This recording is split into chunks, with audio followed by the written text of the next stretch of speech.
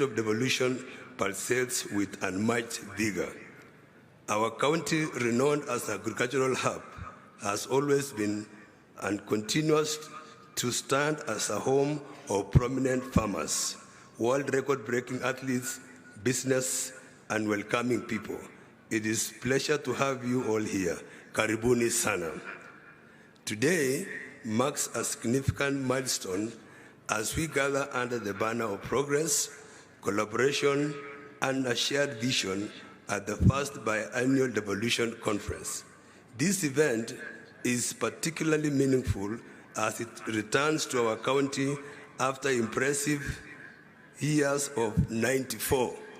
94 years, we will have this kind of conference again to come to Uasin Gishu. I am honored to stand before this as esteemed assembly, hosting the banner of unity and progress that resonates with all of us. Let us make a moment to acknowledge transformative power of devolution and extend my appreciation to His Excellency President Dr. William Ruto for his unwavering dedication to this cause. Devolution is more than a mere political or administrative concept. It embodies the very spirit of our nation. It encapsulates the principles of democracy, inclusivity, and grassroots governance that form the bedrock of our national growth and development. This conference stands as a testament to the strides we have made in nurturing the principles and our collective commitment to steer Kenya towards greater prosperity through the devolution of power and resources. Ladies and gentlemen, education, infrastructure, health, and agriculture are the cornerstones on which our nation's future rests. In Uasin Gishu County, we have witnessed these sectors flourish under the nurturing embrace of devolution. A prime example is the school feeding program for early childhood education development, ECDs, locally known as Maziwa ya Koti Moja, which has led to remarkable increase in pupil enrollment and exemplified by 40% growth in our schools within Kapseret sub-county. Our commitment to education has yielded empowered minds and skilled workforce.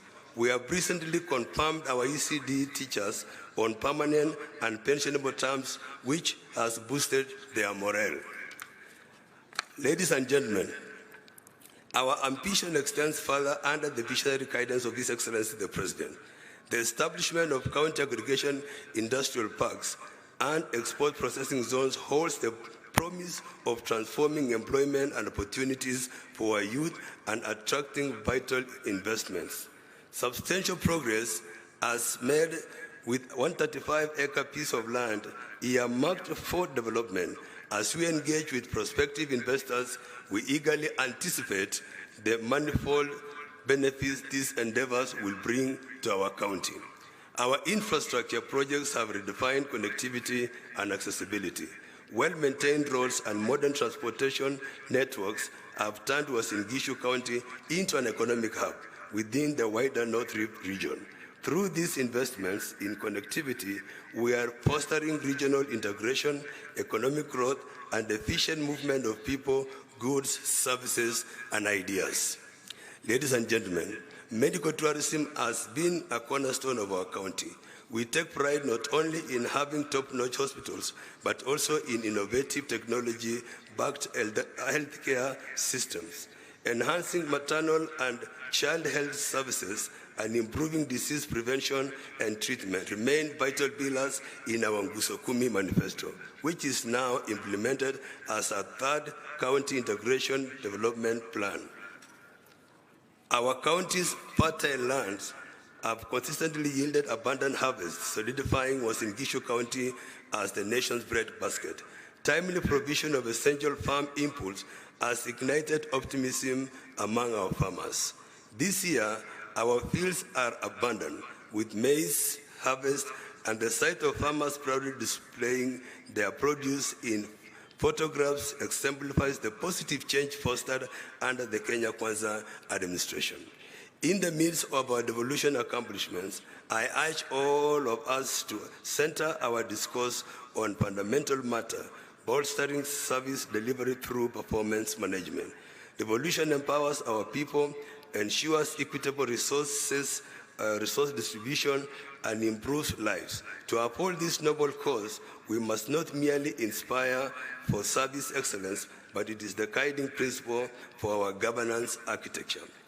Transformative service delivery as devolved entities requires proactive performance management underpinned by transparency, which propels us towards effective governance. Ladies and gentlemen, our achievements span beyond sectors.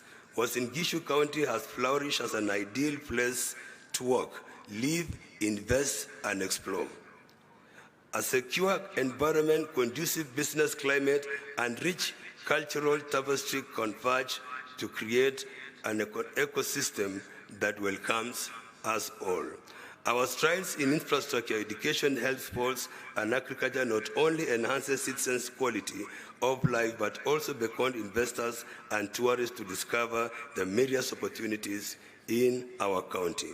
And as we gather for this conference, let us remember that the spirit of devolution burns within each of us. It is a collective journey towards realizing our forefathers' dreams and securing a brighter future for generations to come. Let's engage in meaningful discussion, share knowledge, and chart a course that fortifies our nation's fabric.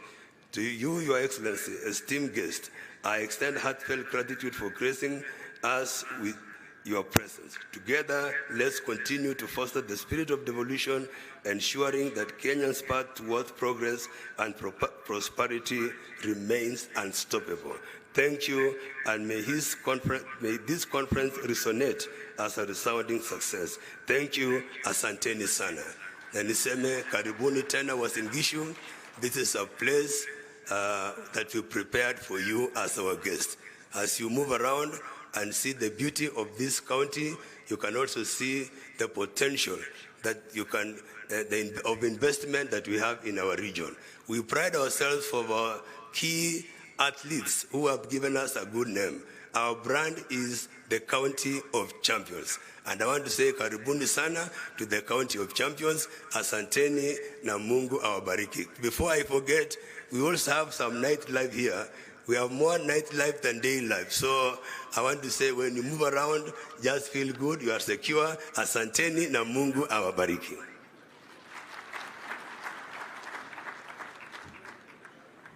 Thank you very much, Your Excellency Jonathan B. Next, Your Excellency, I would like to call upon the whip of the council, and that is Governor Stephen Sang, Governor Nandi County, to come and make his remarks and also run the program from here. Let's give him a clap as he's coming. Welcome, Governor Sang.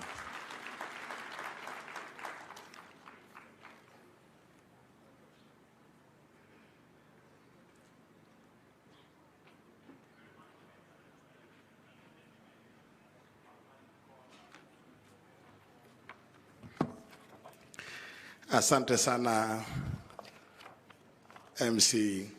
God is good and all the time.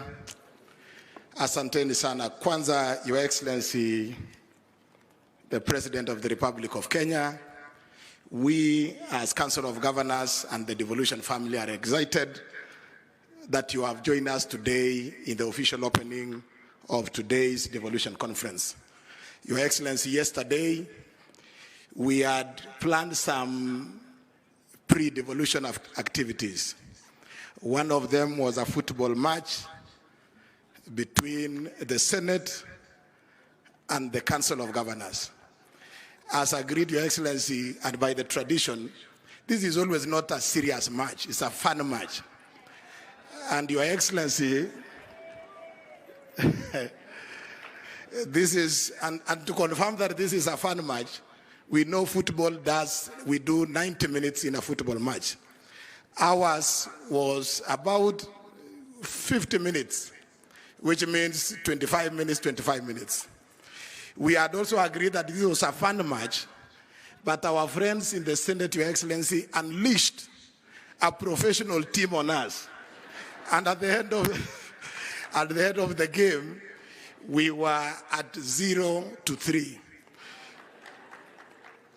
But Your Excellency, we think that you may have conspired with the Senate, because one of our strikers, dependable striker, Governor Otuoma from Busia, for some reason you disappeared with him for the whole day yesterday.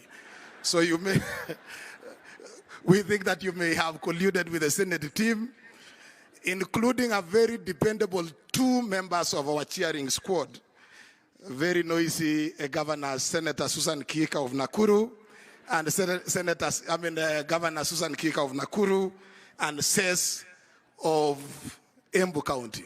So, Your Excellency, we hope that in the next biannual devolution conference, you will find time to side with us and not with the Senate, so that we can redeem our image as governors. Nonetheless, we still have the 3 days ahead of us. We will be able to prove ourselves as COG. So, asanteni sana. We have, Your Excellency, very few remarks from our sponsors, and I want to take this opportunity to welcome our remarks from our platinum sponsors, starting with Ambassador Meg Whitman, the U.S. Ambassador to Kenya, to come and make our remarks. Karibu, Balozi.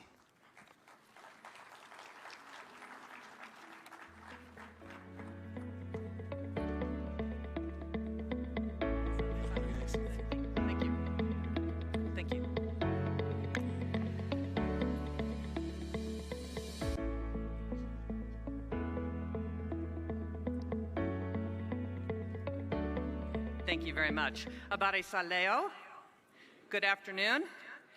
President Ruto, governors, distinguished guests, the best sentence in the English language, all protocols observed. It is a pleasure to be in Eldoret at this Devolution conference, my first, and I'm delighted to have this opportunity to speak to you today. Ushirikano wa Kenya na Marekani ni imara. Umajengwa kwa miaka 60 ya maadili na maslahi ya pamoja.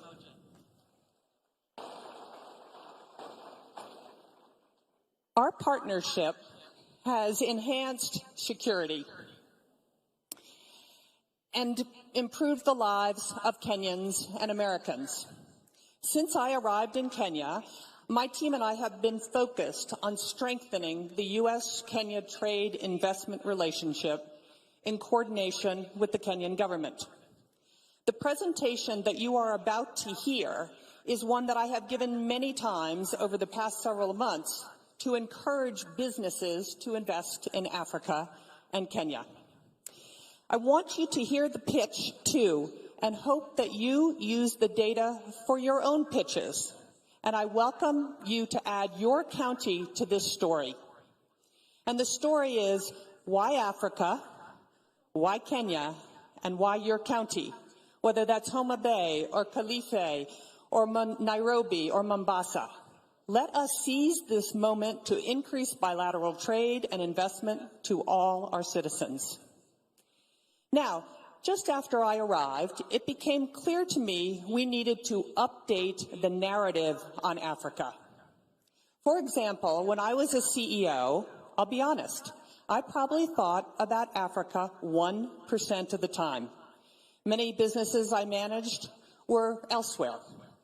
But if I were back in the boardroom today, Africa would be on my radar for 2 very simple reasons: supply chain diversification and net zero emissions. If the war in Ukraine and the COVID pandemic taught us anything from a business perspective, it taught us that single sourcing your supply chain from any one country is not smart. Single sourcing is a recipe for supply chain disruption and shortage. Today, every company is looking for new places to diversify their supply chain. Now, what the war in Ukraine and the pandemic did to spur supply chain diversification, climate change has done for energy use. Businesses are pushing for net zero emissions to meet their climate change mitigation goals. And Kenya, as you know, generates 93% of its electricity from renewable sources, and this percentage is only going to go up with geothermal, solar, and wind investments. And to further emphasize this point, Ponder these words from a CEO of a major consumer tech company who I hope to bring to Kenya. He said, "Supply chain diversification is now an essential element of our business, and so is the need to be totally green. In that sense, Kenya seems to offer us a 1-2 punch for success." Now, at the embassy, we've been doing a lot of trade and investment data analysis since my arrival. And what I have learned has been surprising and paints a far more dynamic business outlook for Africa than most Americans understand. And here are some data points that I found particularly interesting and ones that I share often with American businesses. Why Africa is the first question American businesses have.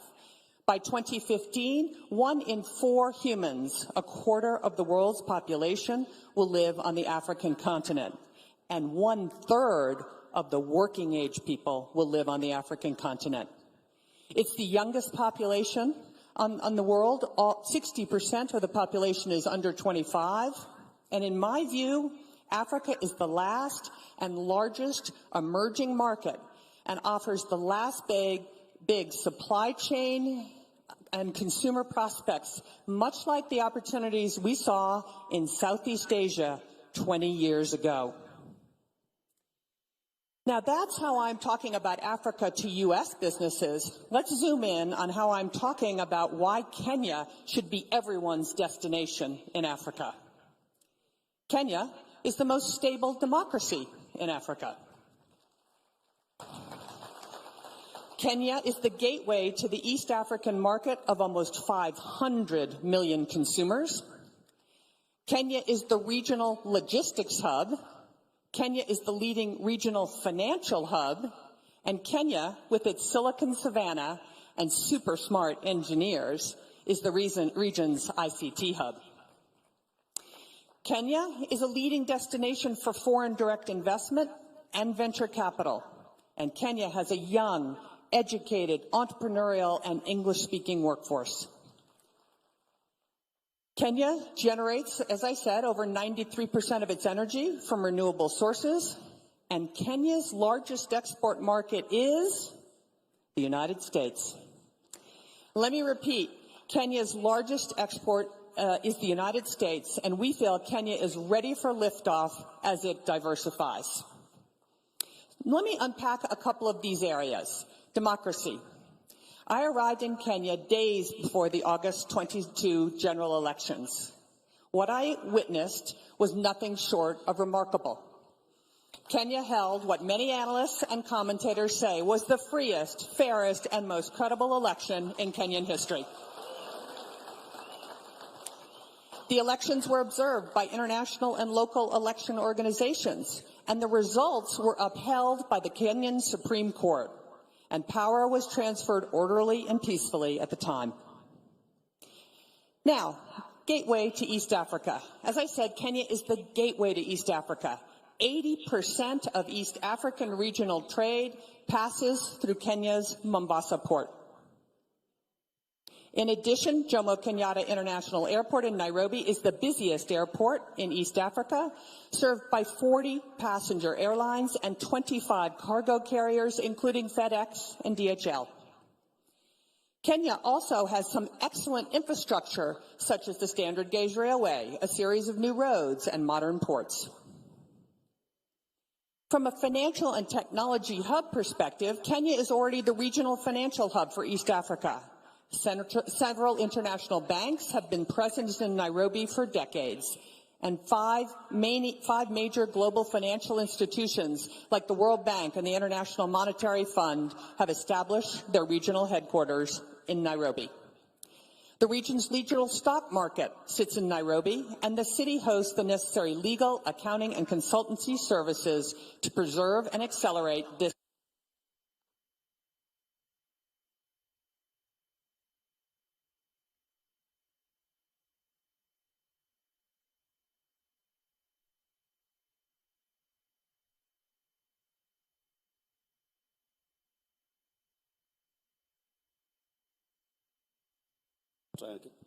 There we go. Okay, great. Thank you. Nairobi also has a very vibrant technology community known as Silicon Savannah, and the Kenyan government is committed to establishing Kenya as the premier destination for tech sector investment and innovation in Africa. Many leading U.S. companies are already in Kenya, including the names that you see on the screen. Emerging, but also hugely impactful, having a little trouble there. Emerging, but also hugely impactful Kenyan tech companies like Copia Global, Semiconductor Limited, Twiga Foods, Market Force, Power Financial Wellness, and others are here in Kenya. I've met these companies, I've visited their operations, and what I see happening here has many of the critical components that make Silicon Savannah an even bigger success. Now, at the nexus of finance and technology sits one of the most impressive companies I have ever seen, M-Pesa. M-Pesa has annual revenues of over $1 billion, $360 billion of gross market value flowed through the platform last year. And it has an open API of over 60,000 developers. M-Pesa has over 50 million customers in 7 countries and is involved in over 70% of Kenyan transactions, powers over 5 million businesses, and 60% of Kenya's annual GDP flows through it.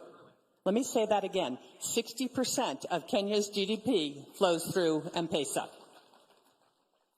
And let me tell you, I know a little something about this industry, having bought and owned PayPal at eBay. And I assure you, M-Pesa is extraordinary.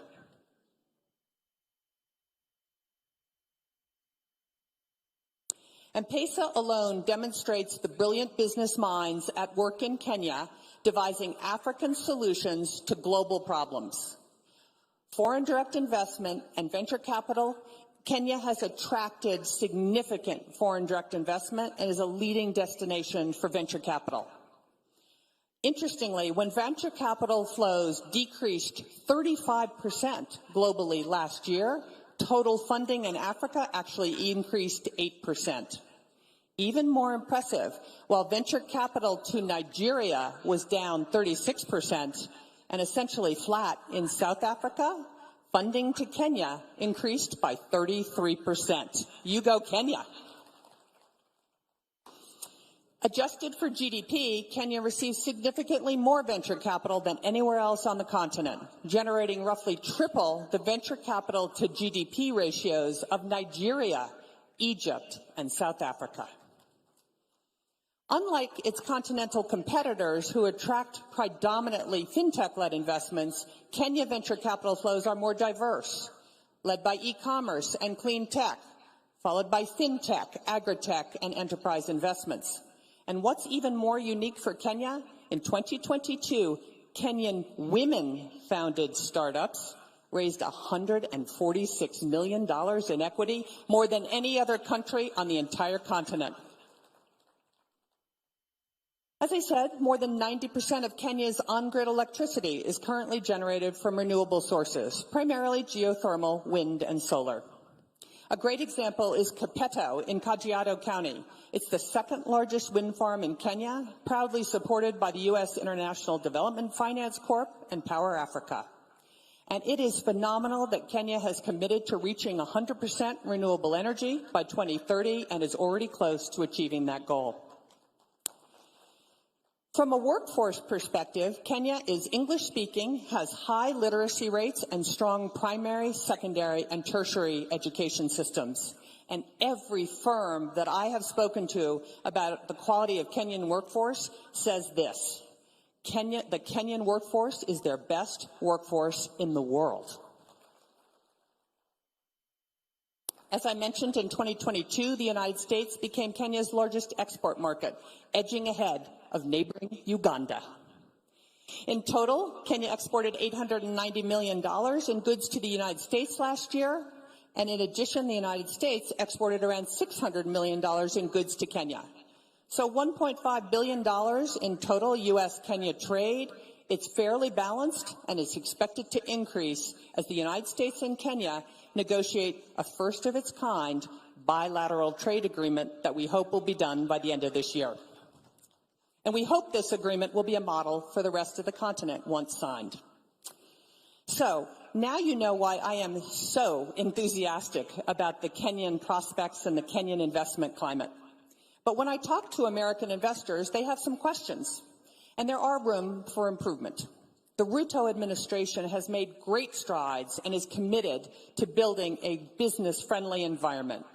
But if it is to accomplish the goal, the government's going to have to address a few issues. And the first is taxes.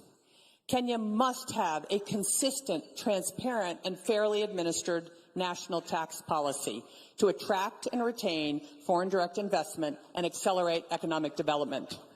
The tax rates don't need to be the lowest. They need to be the most consistent. And all of you know, some work still needs to be done, but the recent finance bill had many changes that will make Kenya's tax policy more consistent and therefore more bankable by foreign direct investment. Without a doubt, corruption is a critical issue and one that must be addressed for Kenya to reach its full potential in all areas of development.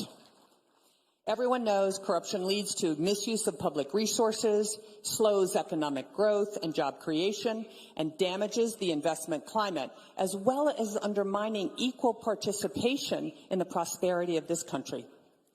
However, while corruption does remain a challenge in Kenya, as in other developing markets, third-party measures of corruption indicate positive trends and some progress in recent years.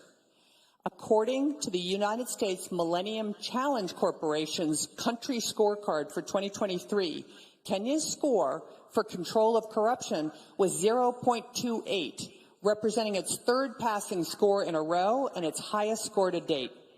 But to put this number in perspective, Kenya's 0.28 was superior to India's 0.18 and Vietnam's 0.19.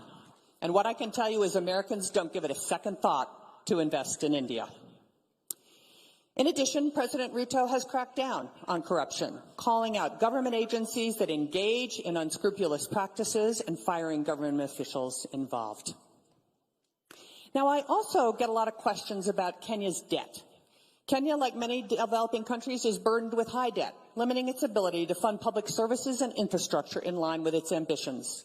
According to the IMF, Kenya's debt-to-GDP ratio is 69%, but this number is not an outlier amongst regional averages. For comparison, Malaysia's debt-to-GDP stood at 69% in 2021, while India's ratio was 83% in 2022. Another area I get a ton of questions on is cargo clearance. Now, despite improving logistics, the delivered cost of a container to Kenya remains significantly higher than the container shipments landing in Europe or Asia. So there is room for improvement on cost, but here's a great fact. Back in 2010, it took over 11 days to clear a container at the port of Mombasa. Today, it takes 3.5 days.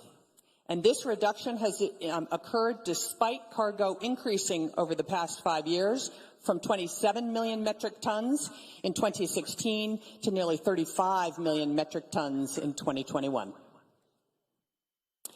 So this is an important thing for Americans. This is an excellent opportunity, I think, to put to rest the argument that Kenya is not a manufacturing country. True, Kenya has room to grow in this sector, but manufacturing is happening here. And let me give you a few examples of Kenya's manufacturing prowess. Gearbox in Nairobi County, a high-mix, low-flow electronics manufacturer, runs a state-of-the-art, what we call a surface mount assembly line. And in November of 2022, began manufacturing Raspberry Pi's Pico product for the African market. Gearbox's production quality, catch this, meets or exceeds that of Raspberry Pi's other production sites in Wales and Japan, producing a first-pass yield of 99.6%.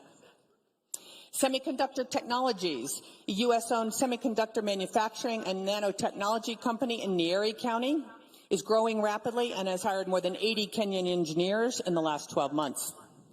Kenya's Revital Healthcare in Kilifi County is one of the largest manufacturers of medical products in Africa, producing 48 devices and exporting to 28 countries. Isuzu has operated an East Africa assembly plant in Nairobi since 1977, selling more than 90,000 units with more than 15 models. And there is also a robust and growing e-mobility manufacturing assembly industry in Kenya.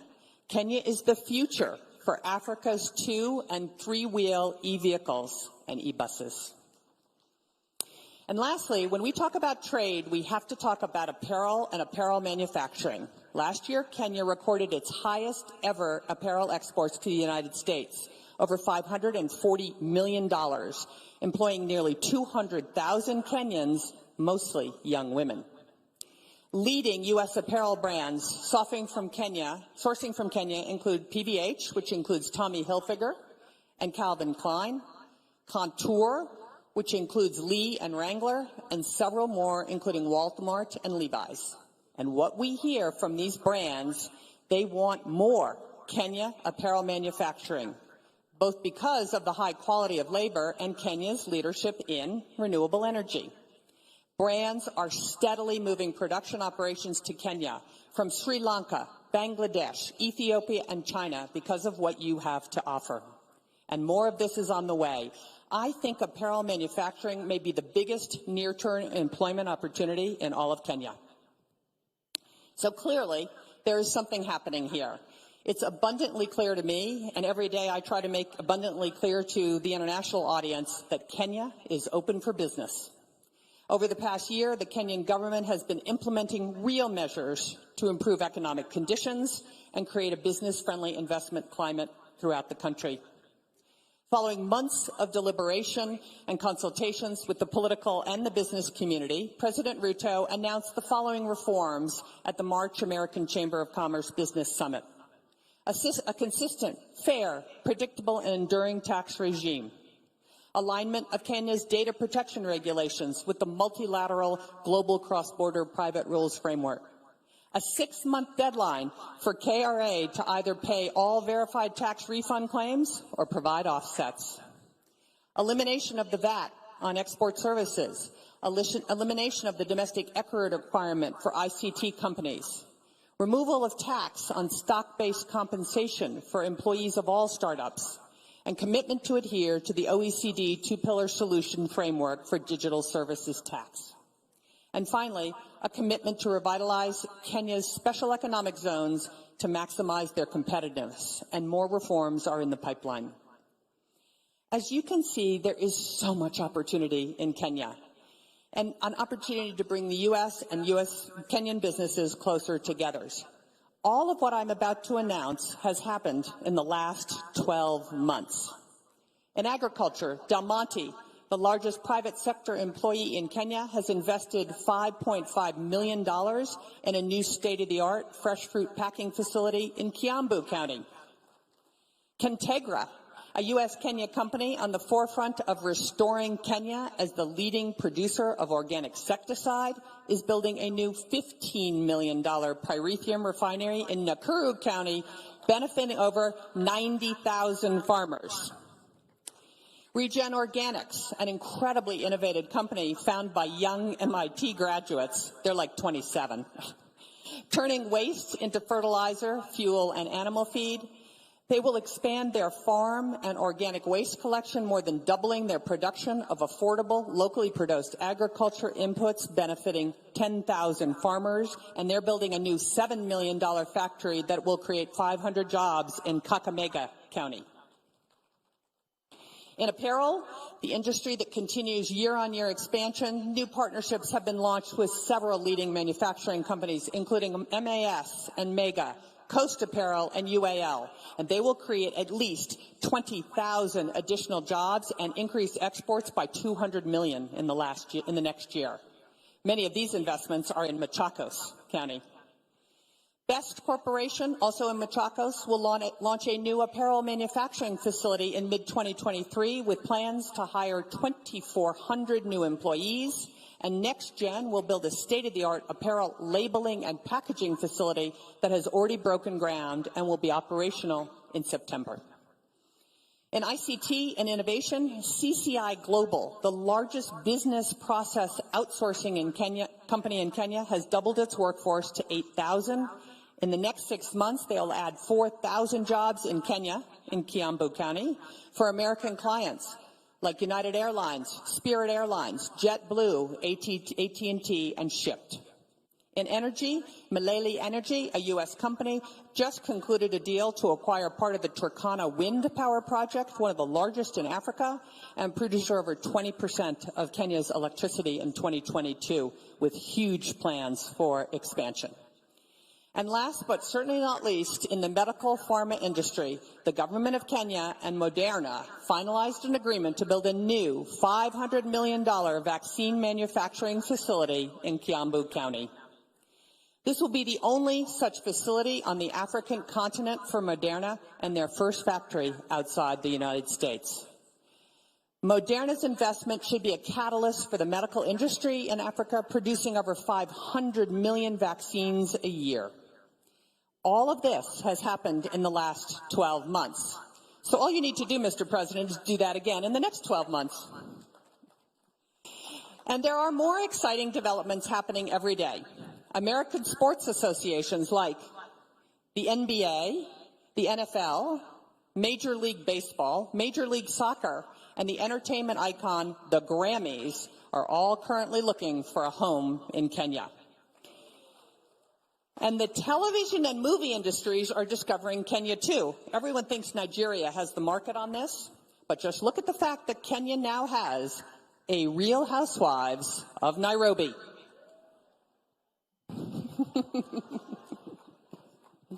So, there are many reasons why global businesses are considering or should consider Africa, and specifically Kenya and your counties, for trade and investment opportunity. This is your opportunity. What are your priorities? What is your sales pitch?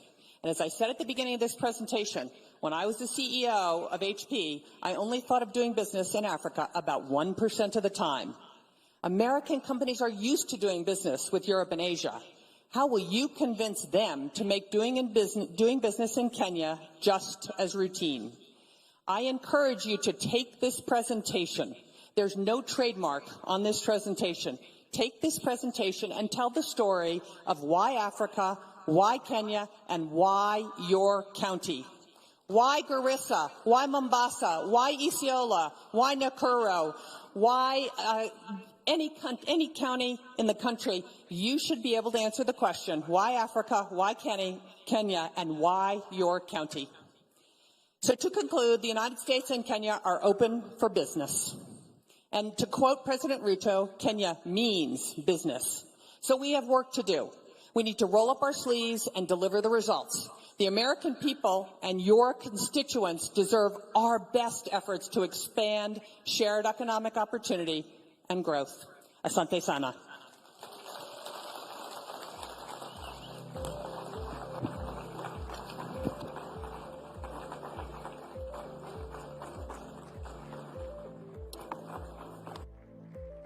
You will all agree. Thank you very much, Balozi. You will all agree that it would be difficult to cut short such kind of a candid presentation pitching for Kenya. The parting shot, Kenya is open for business. Counties are open for business. Our next speaker, I hope you will make your remarks fairly moderate because we are catching up with time. Our platinum sponsor, Safaricom PLC, Chief Executive, Mr. Peter Degwa, karibu sana.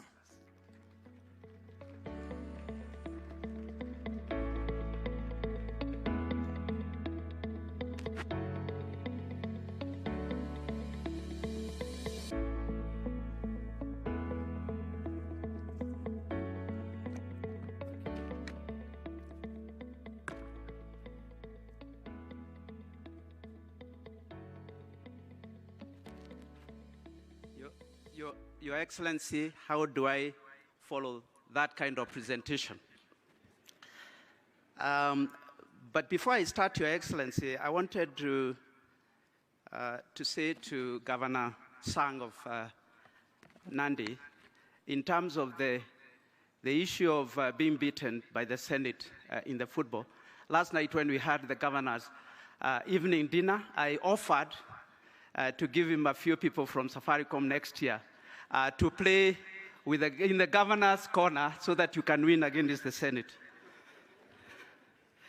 So, Your Excellency, Dr. William Samoei Ruto, President of the Republic of Kenya and Commander-in-Chief of the Kenya Defense Forces, the Honorable Governor, Anne Waiguru, Chairperson of the Council of Governors, the Speaker, National Assembly, and also the Senate, Prime Cabinet Secretary, Cabinet Secretaries, Your Excellencies, Governors, Honorable Members of Senate and National Assembly, Ambassadors and High Commissioners, all protocols observed.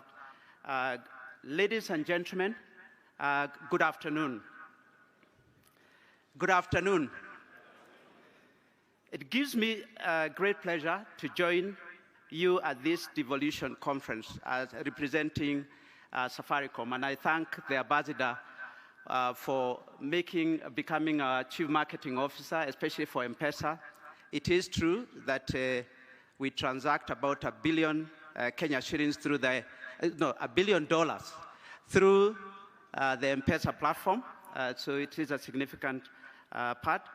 But I'm happy to be here in the home of champions, as Safaricom, which has been a major partner for devolution, but also digitization.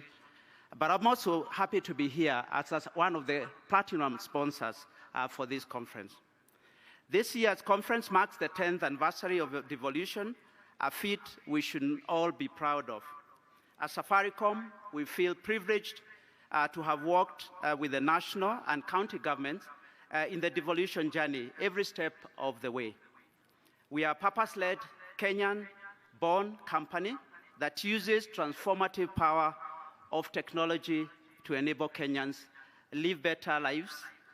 It is about combining the power of innovation and technology to improve lives of people. We empower individuals, micro, small, and medium, and large businesses, as well as the government, both at the national and also county level, by connecting people to opportunities, and people to information. Your Excellency, ladies and gentlemen, our DNA is Kenyan. But beyond our borders, you have heard, we fly the Kenyan flag, driving financial inclusion across Africa through our innovative solution, M-Pesa, that has been recognized globally as one of the top 10 most influential financial inclusion projects in the last 50 years. We've also expanded our footprint across the border to Ethiopia, where we've started commercial operations since last year. Our Ethiopia business has started off well and is growing every day. We are past the 5 million customer in terms of customers recruited, and also close to 2,000 sites that we've set up so far. Through the foundation, which is the Safaricom Foundation, we have built a footprint in all the 47 counties, and many of the county governors and officials are familiar, partnered with over 4,000 partners and implemented over 4,000 projects, investing over 7 billion Kenya shillings since Safaricom Foundation was started on August 14th, 2003. These investments have impacted over 10 million Kenyans. So Safaricom Foundation is 20 years old. Please clap for Safaricom Foundation. As we celebrate the 20 years of impacting lives positively, we hope to inspire hope for a brighter future through sustained community engagement, both through Safaricom Foundation, through the M-Pesa Foundation, but also through our commercial operations, which many people in this room are familiar with. Your Excellency, ladies and gentlemen, it's for this same passion for our people that I find myself here today. We are your partner for digitization or digital transformation, and your technology enablers in ensuring that Mwananchi receives government services efficiently and conveniently. Specifically, we are working with both the national and county governments to provide secure connectivity. Secure is important in the cyber world, infrastructure development such as cloud and fiber and financial technology and affordable smartphones. I know this is your favorite topic, Your Excellency. Recently, His Excellency President Ruto said that it was our collective duty to deploy the best innovations and technologies to make Kenya efficient, competitive, and prosperous.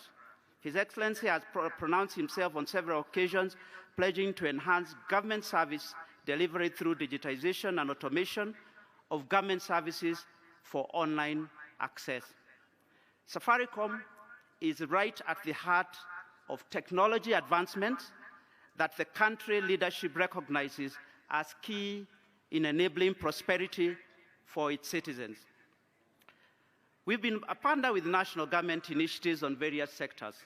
In agriculture, we supported the government rollout, the revolutionary fertilizer subsidy program to over 3.2 million farmers across the country. I thought I would receive a clap for that. Under the financial inclusion program, over 22 million Kenyans have benefited from the Hustler and Women Enterprise Funds, which we disburse on behalf of government. We have provided infrastructure, including our agents, network, and payment services that have enabled digitization of these services. I wanted to say that when the President launched Hustler Fund on the day of launch, we got 5 million attempts trying to get onto the Hustler Fund platform. And only platforms like M-Pesa can be able to handle that kind of traffic and be able to operate and deliver the rest of services across the board. This project will not only provide employment, but will also enable access to afford. Oh, sorry, I just wanted to read that again. Together with others, we are currently finalizing the development of the first ever smartphone device assembly in Kenya. I know this is your favorite, Your Excellency. This project will not only provide employment, but will also enable access to affordable smartphones to as many Kenyans as possible. We are also working with various ministries and county governments to develop digital products and processes for enhanced service delivery to Kenyans. Ladies and gentlemen, as we celebrate 10 years of devolution, we remain committed to support Kenyans realize its digital and technology potential. We've identified key areas such as driving connectivity across counties. We are actively enabling the county governments enhance service delivery to Kenyans through a platform that we are calling My County App.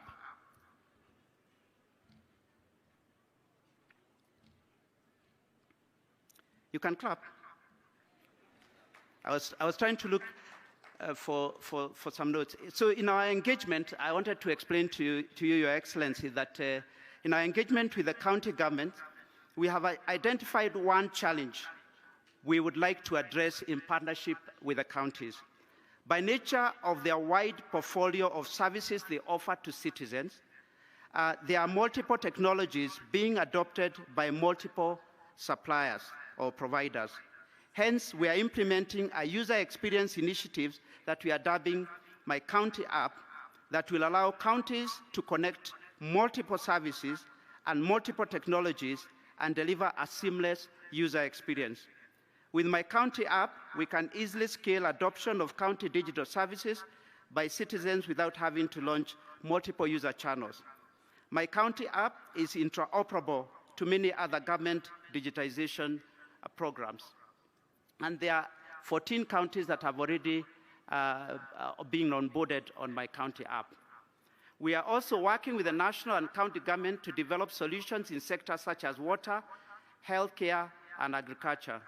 Last evening, we presented to governors the My County App, a technology solution that empowers citizens to seamlessly access county government services and engage county leadership, whilst at the same time enabling counties to grow their revenue through digitization of services. My County App was launched in Makueni earlier this year, and I'm told by Governor Kilonzo that it is making a big impact. It is an app where counties can collect and deliver services without having to launch several apps for different counties or different services. Specifically, my county app will enable counties to broaden digital services scope, increase own sales source revenue due to better collection and service delivery, and most importantly, drive citizen engagement by allowing citizens to directly engage county leadership digitally. As I've said so far, 14 counties have connected to my county app and will continue to engage others. And as I've said, it is all interoperable with other digitization elements that the government is using. As I conclude, Your Excellency, ladies and gentlemen, I want to reiterate Safaricom is ready to work with your governments to ensure that no Kenyan is left behind in this digital era. I echo His Excellency's Ruto's call that we can help to deliver service to Kenyans from the comfort of their homes, chambers, or from their businesses. Your Excellency, for us to support Kenyans adequately, we also call upon the government to continue to creating policies that encourage investment, a conducive environment that will allow enterprise to lower their operating costs and also subsequently pass these benefits to customers. The industry has collectively invested in modern infrastructure, which is widely spread across the country. Specifically, we, the telco industry, are investing heavily in fiber rollout as we seek to support your target of laying 100,000 kilometers of fiber optic cable. I call upon the county and national governments to harmonize on the different levy charges and rates that are charged by counties and other government organizations to enable fiber to be seamlessly delivered. In addition, we ask that the government classifies telecommunication, in particular fiber infrastructure, as critical infrastructure, because today, when roads are being constructed, fiber is cut, and there is no consequence of cutting fiber, unlike power or water. This will ensure that the safety of these assets enable more investment to accelerate the rollout of fiber across the country. We remain committed to making a difference by supporting the economy through job creation, meaningful partnerships, and remain steadfast in paying duties and taxes to the government. Safaricom recognizes that technology has tremendous potential to unlock Kenya's economic growth, solve customer and societal challenges, and deepen digital and financial inclusion. We will collaborate with the government towards projects and initiatives that seek to transform the lives of Kenyans. With these remarks, I thank you, and I wish you all a very successful 2023 Devolution Conference. We are ready to be your partner of choice in digitization, and we are ready to partner to make the future of Kenyans brighter. Thank you very much.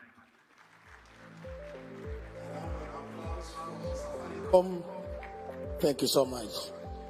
The next two speakers, Amref Health Africa, Daktari Givinji Gitai, karibu sana. And I also invite on stage KCV Group CEO, Anna Paul Russo, Kamomba on stage. Karibu sana. Excellency, President William Ruto and all the dignitaries here, we are the flying doctor, so I'll try and shorten my speech because I know that you are pressed for time. I'll try and keep it very, very brief. And the first thing I want to say is that today I made great effort to dress like yourself because I've been watching you very closely. But my tailor did not do a good job as yours. So I think my suggestion is maybe next time you're seeing your tailor, you call me, we go together. My number is 0737, I'll read it for you. I just want to highlight a few things, Your Excellency. The first thing I want to say is that I want to thank your government for hosting AMREF for 66 years. AMREF is an international NGO which was founded in Kenya, but has spread to 35 countries in Africa, spending about $250 million every year on healthcare. In Kenya, we spend about $6 million on healthcare, and your partnership and your patronage in your presidency is greatly appreciated.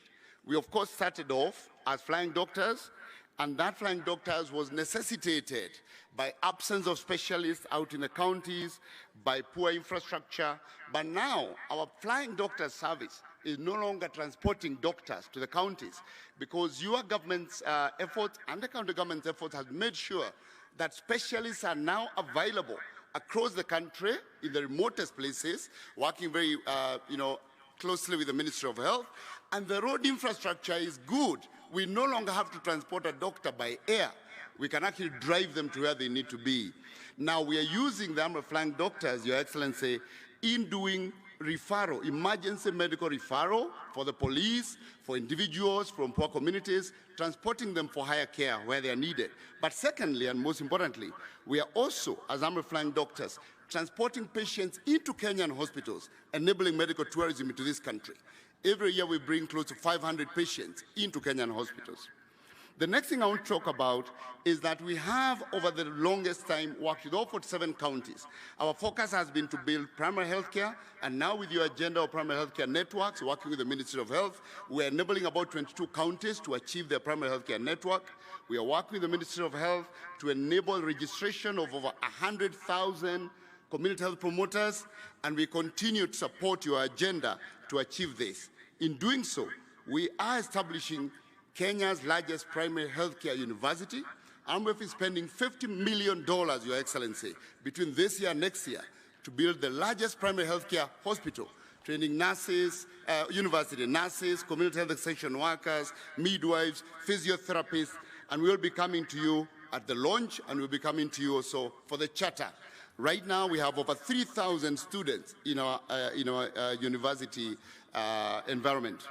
Finally, we know that our countries are operating at little fiscal space. The ambassador made it very clear the debt crisis is squeezing the fiscal space further. Efficiency and prioritization is critical. So we continue to work with your government, with the counties, to ensure that facilities are able to be capacitated to run their own facility improvement funds, because that's the best place where prioritization happens. If in this country we have 50,000 schools, Excellency, and each of them runs an account with a board of management. We have many of us been members of board of management, but we are not able to allow the same in the health facilities. It is possible that all health facilities can have accounts, can run facility improvement funds, and they're able to prioritize the needs of their catchment day by day without being encumbered by huge challenges in terms of accessing funds for day to day. Your Excellency, thank you very much. I would like to conclude there. Thank the county government, the chair of the county, COG, for supporting the continuous work we are doing, the host governor, and our development partners who enable all the work we do with your government. I thank you most sincerely. God bless Kenya. God bless you. And I look forward to that call to visit your tailor. Thank you very much, Excellency. Thank you. Thank you very much, Dr. Gitai, on behalf of AMRES Health Africa. Bwana Paul Russo, on behalf of KCB. Karibu sana. Your Excellency, Dr. William Samoei Ruto, the President of the Republic of Kenya, and as guided by my friend, Governor Sang, I'll use all protocols observed to try and save a few minutes, Your Excellency. What do I say about KCB that has been there for 126 years? Benki yako, inchi yako must be one of those that ring when we talk about KCB. Your Excellency, you've been one of the strongest partners for KCB, and we truly thank you. But I can also confirm that the governors in this room will know the support and how KCB has come through to them. A number of areas that I just want to mention, and when I speak about KCB in Kenya, I speak about National Bank as well. You know, there's been a quick support when national government has not disbursed. So sometimes, Your Excellency, we can act as the fuliza for a number of entities and support in that front. But most importantly, the work we've done with governors around MSMEs, the work we've done around the agenda of the MITI. Your Excellency, I think it's very important for me to point out that KCB at the forefront through to Jiajiri program to deliver youth empowerment. And I'm glad that this Friday, Your Excellency, you've agreed to come in to officiate the graduation of 5,000 of our people. We will continue to work with the various ministries and work with county government to deliver transformational partnership. I thank Your Excellency, and thank you to the government owning 30% of KCB. We are not short of capital to support business. I think our single obligor limit is 23 billion. You can imagine what you can do with that allocation. Finally, Your Excellency, in September, we are leading to bring venture capitalists from the US to Kenya to point on to opportunities for investments. One single thing I'll ask governors to support, particularly those who come from the area I come from, is to try and fast-track opportunities for title deeds, Your Excellency, so that those with allotment letters and running businesses can get better funding. I submit, Your Excellency, and I know I have opportunity to speak tomorrow. Thank you so much. God bless you. Thank you very much,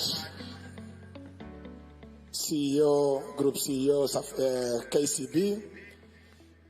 The next speaker, Your Excellency, is a friend of Kenya, a friend of the Devolution family, the outgoing ambassador, Denmark's ambassador to Kenya, and the chair of the Devolution Donor Working Group, Ambassador Ole Thonke. Karibu sana.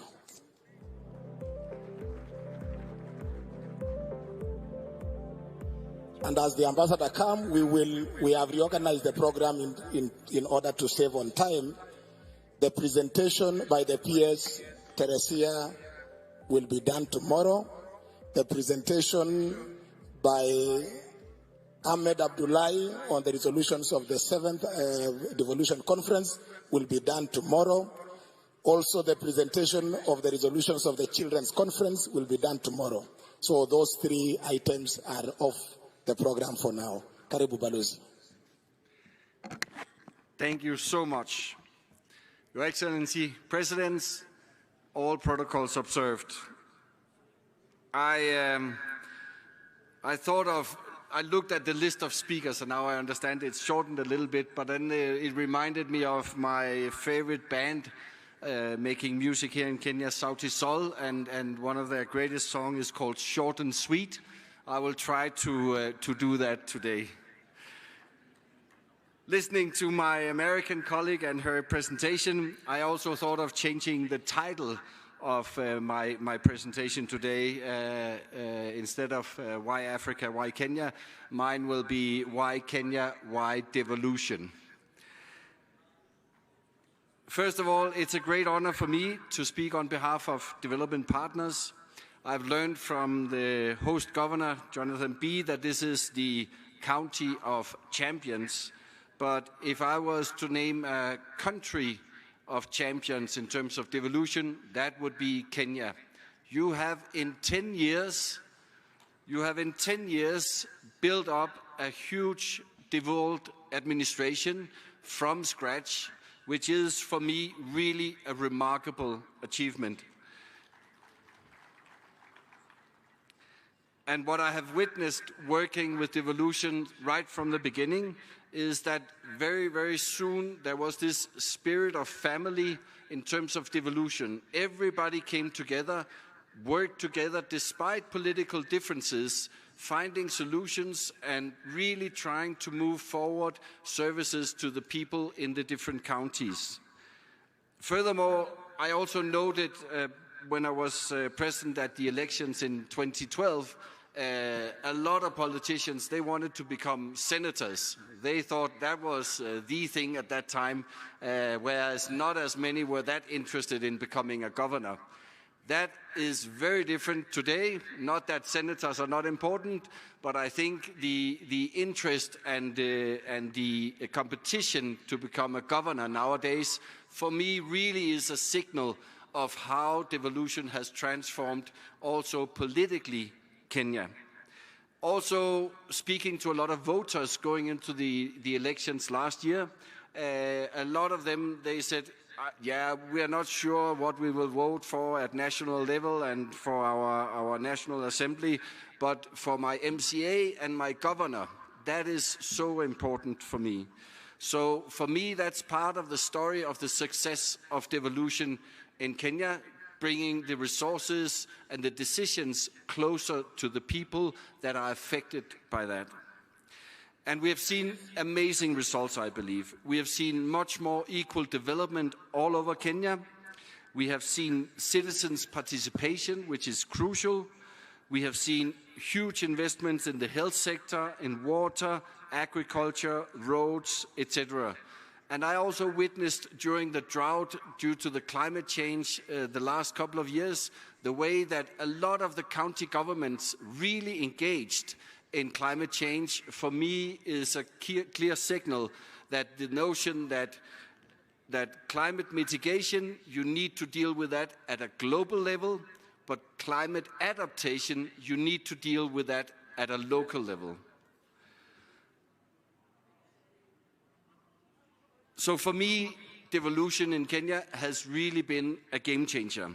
And that's why we as development partners are so keen to engage even more with all counties and the devolved organizations of Kenya.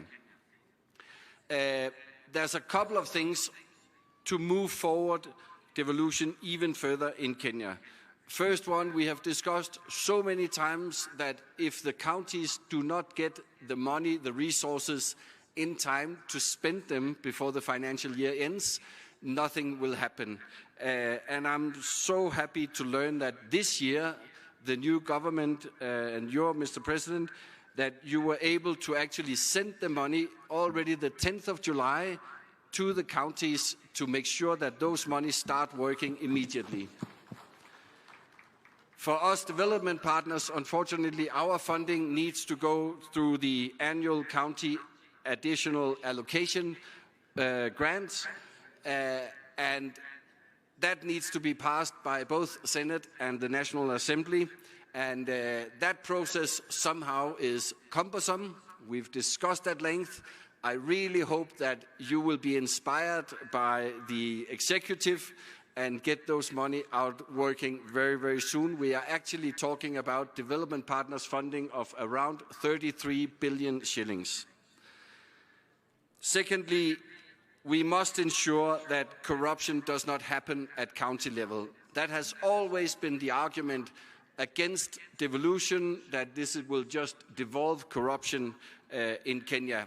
And that will be deceiving the citizens and the local communities around. And also for us development partners, we will run away as fast as we can when we observe that. I also noted that one of the first things Your Excellency did and announced after the elections was that this government wants to transfer the remaining functions according to the Constitution to the counties. I understand a lot of work is going on because it is not an easy task and it involves a lot of resources, but it's underway and we are all really looking forward to that happening. To end, I urge all to recognize that the glass of devolution is actually more than half full in Kenya.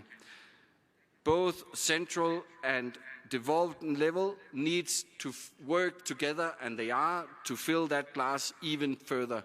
And when I was walking through the stands before coming here, I have witnessed so many, both civil society, private sector, organizations that are really keen and willing to work with everybody and all the counties to move devolution forward here in Kenya. And I can assure that we as development partners, with these things, we are also ready to pour in a bit of extra water in the glass of devolution.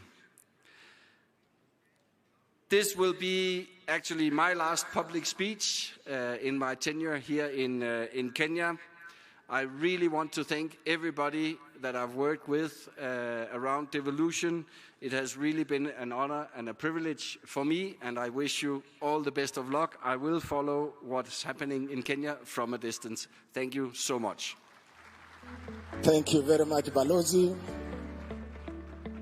Next, Your Excellency, is a very short video on 10 years of devolution. just capturing the moments. Kenya has recorded remarkable transformation since the inception of the devolved system of governance in 2013. Devolution has ensured development across all counties, and citizens have embraced this system of governance. It is in this context that the Devolution Conference 2023 is taking place. The theme, 10 Years of Devolution, the Present and Future, reflects on the last 10 years of devolution, provides a platform to showcase achievements and share experiences, discuss challenges, explore opportunities, consolidate the gains, and chart a course for the realization of the aspirations of Kenyans in the next decade. County governments have invested heavily in local infrastructural projects, including roads and streetlights, pre-primary schools, healthcare facilities, and water supply systems, which have significantly improved the quality of life for Kenyans. Tunaona sasa ni vizuri juu hii mradi imetusaidia, imetuletea maji. Na sasa wakati wenye kuna kuanga mvua, hii mvua tunatumianga kwa wakati huo. Lakini wakati wa kiangazi ikiingia, tunatumia hii ya mradi. Tulikuwa tunatafuta maji mbali. Tulikuwa tunafuta majerikani kwa barabara. Tunashukuru Mungu wa juu. Hata kama ni kidogo, mifugo pia inakunya kidogo, binadamu tena wanakunya kidogo. To boost access to affordable and quality health services, county governments have a remarkable 125,400 health workforce, representing 66% of the total core health workforce of 190,000 in public and private facilities. Tunashukuru serikali because hii ugonjwa iko very expensive. Kama ingekuwa devolution, sisi wengine saizi hatungekuwa hai. Hata sisi hatungeweza kwenda Nairobi, hatungeweza kuishi Nairobi, ingekuwa maisha yetu ingekuwa fupi. Recently, a governor had an MOU signed between Zipline Kenya and Nyamira County government that will see emergency drugs being flown from the warehouse of Zipline in Kisumu, where we keep our emergency drugs.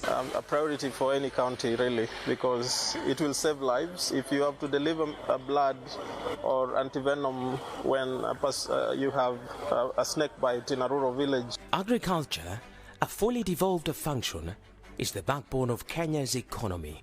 Counties have promoted sustainable farming practices by providing and digitizing agricultural extension services, providing subsidized credit, seeds, and fertilizers. Hapa niko na hii mbegu initiative ambayo ilitoka kwa kaunti yetu ya Trans Nzoia.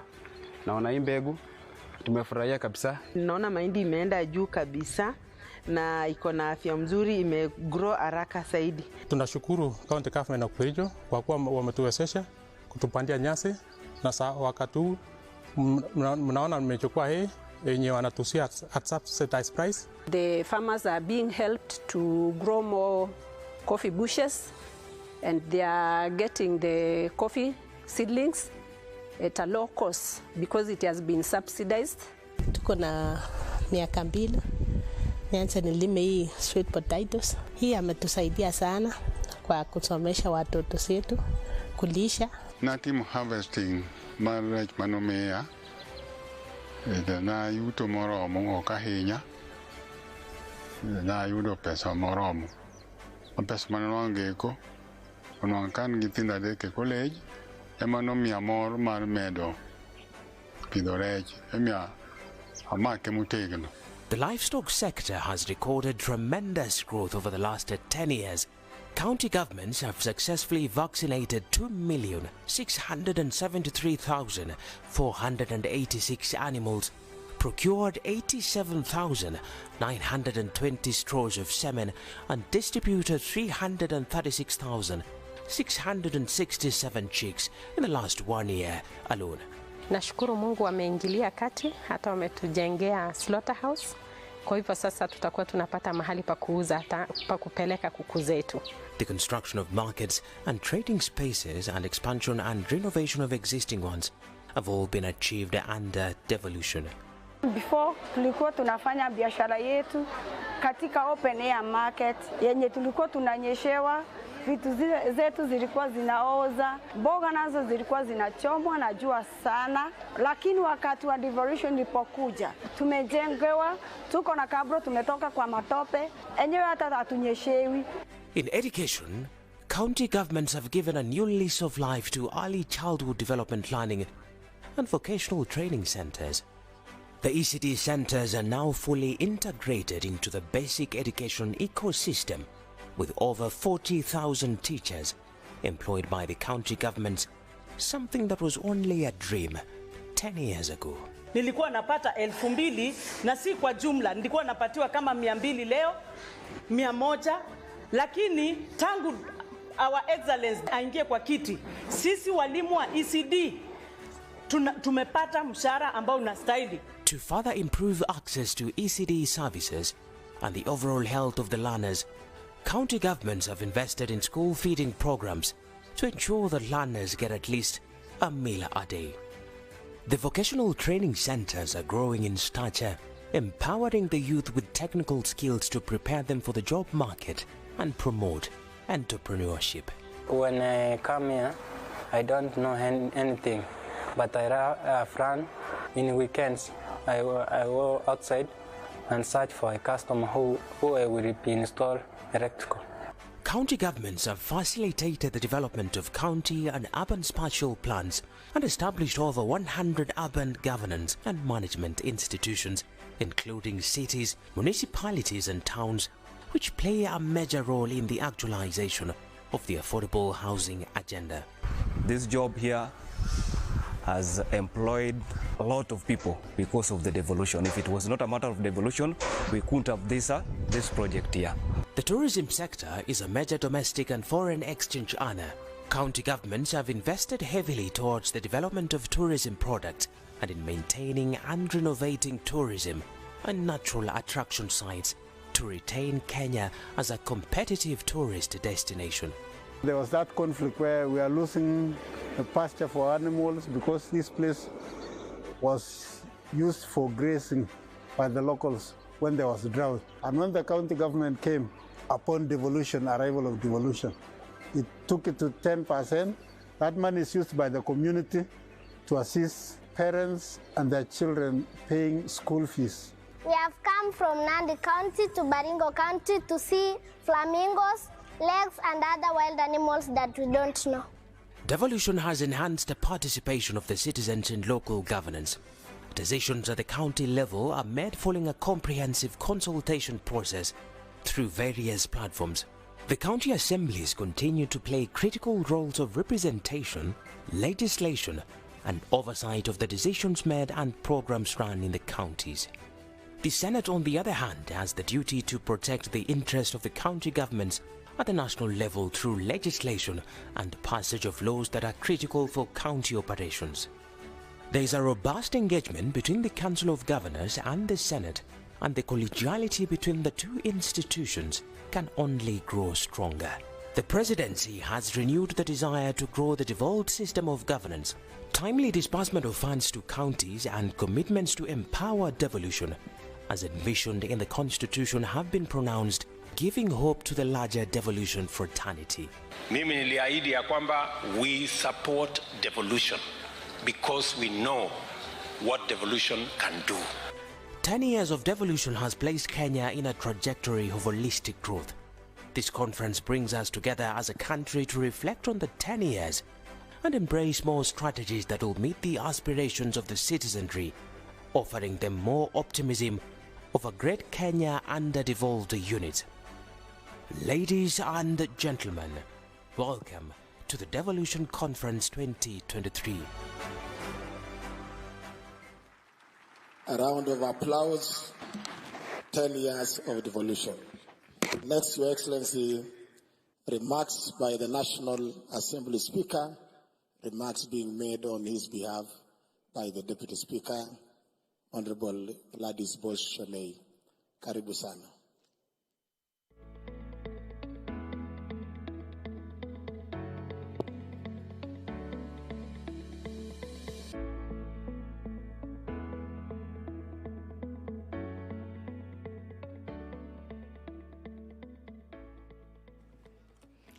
Your Excellency, with your permission, allow me to adopt the protocols that have already been established.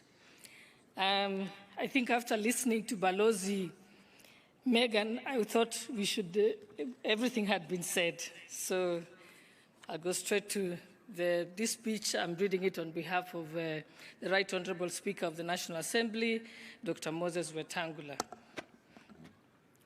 It goes like this. He says, I'm honored to stand before you today on this momentous occasion as we gather here in Uasin Gishu County to celebrate the decade of remarkable progress in the journey of devolution. This conference provides us with an opportunity to reflect on the achievements, challenges, and the bright future that lies ahead as we drive transformation from county level. This conference serves as a testament to our commitment to county governance and economic development. And it is an honor to have His Excellency the President gracing this occasion. Your Excellency, your presence today not only adds prestige to the event, but also underscores the significance of our collective efforts and national government commitment to the devolution process. Your unwavering dedication to the principles of devolution are your vision for an empowered citizenry that has pivotal in driving Kenya's progress. Your leadership and vision have been instrumental in guiding our nation. Distinguished guests, ladies and gentlemen, under the theme 10 years of devolution, the present and the future, we celebrate the strides that we have made in empowering counties to become centers of economic development. We celebrate the success achieved and the potential that lies ahead. The concept of devolution has led to numerous positive changes that have positively impacted the lives of citizens. We have witnessed the improved healthcare services, better infrastructure, enhanced education, and increased citizen participation in the governance of others. As we gather here today, one of the most notable patterns within the intricate design is the close and symbiotic collaboration between our county governments and the esteemed National Assembly. Your Excellency, our shared vision of cooperation has enabled us to work hand in hand to address the needs of our citizens. The National Assembly, Your Excellency, will continue to assist the county governments in their daily operations by passing legislation that enables effective delivery and equitable distribution of resources. As we navigate the path of devolution, it is worth acknowledging the intricate interplay between the two tiers of government. Much like the symphony, where an instrument contributes to the harmony as a whole, the collaboration between county governments and the National Assembly has been created and is harmonious. Your Excellency, the National Assembly is committed to deal with the healthcare laws that are pending, the laws relating to the roads and infrastructure, the laws relating to food and feed safety, and other matters of better quality education. Ladies and gentlemen, Your Excellency, allow me to reiterate the 2010 Constitution, which was a turning point in our history. It is where the county governments were born. Your Excellency, given also the trajectory, and according to the UN Women Africa report of 2022, devolution has increased the opportunities for women and other marginalized groups and has allowed them to participate and engage in county-level planning, budgeting, and implementation. This has been great opportunities. And Your Excellency, allow me to end by quoting the Nobel Peace Prize winner, the late Professor Wangari Maathai, who said, "In Kenya, women are the first victims of environmental degradation because they are the ones who have to walk for hours looking for water, to fetch firewood, and to provide food for their families.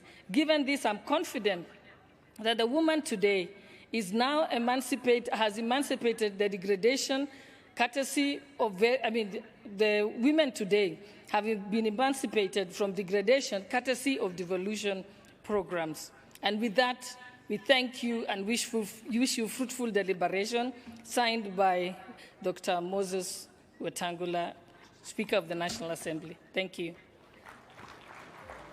A round of applause for the Speaker of the National Assembly. Next on stage, Your Excellency, is His Excellency Musalia Mudavadi, the Prime Cabinet Secretary, to come and make his remarks. Karibu, Your Excellency Musalia Mudavadi.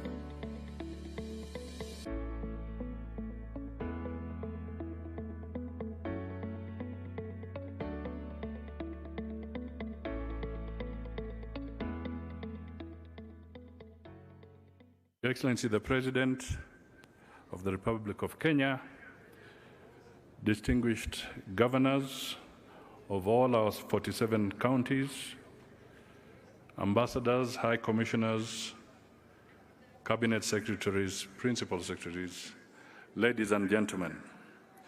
Your Excellency, I'll be very brief. One, I just want to say that indeed, as we mark 10 years of devolution, we can easily say that if the 2010 Constitution is the crown for the country, then devolution is the critical jewel in that crown.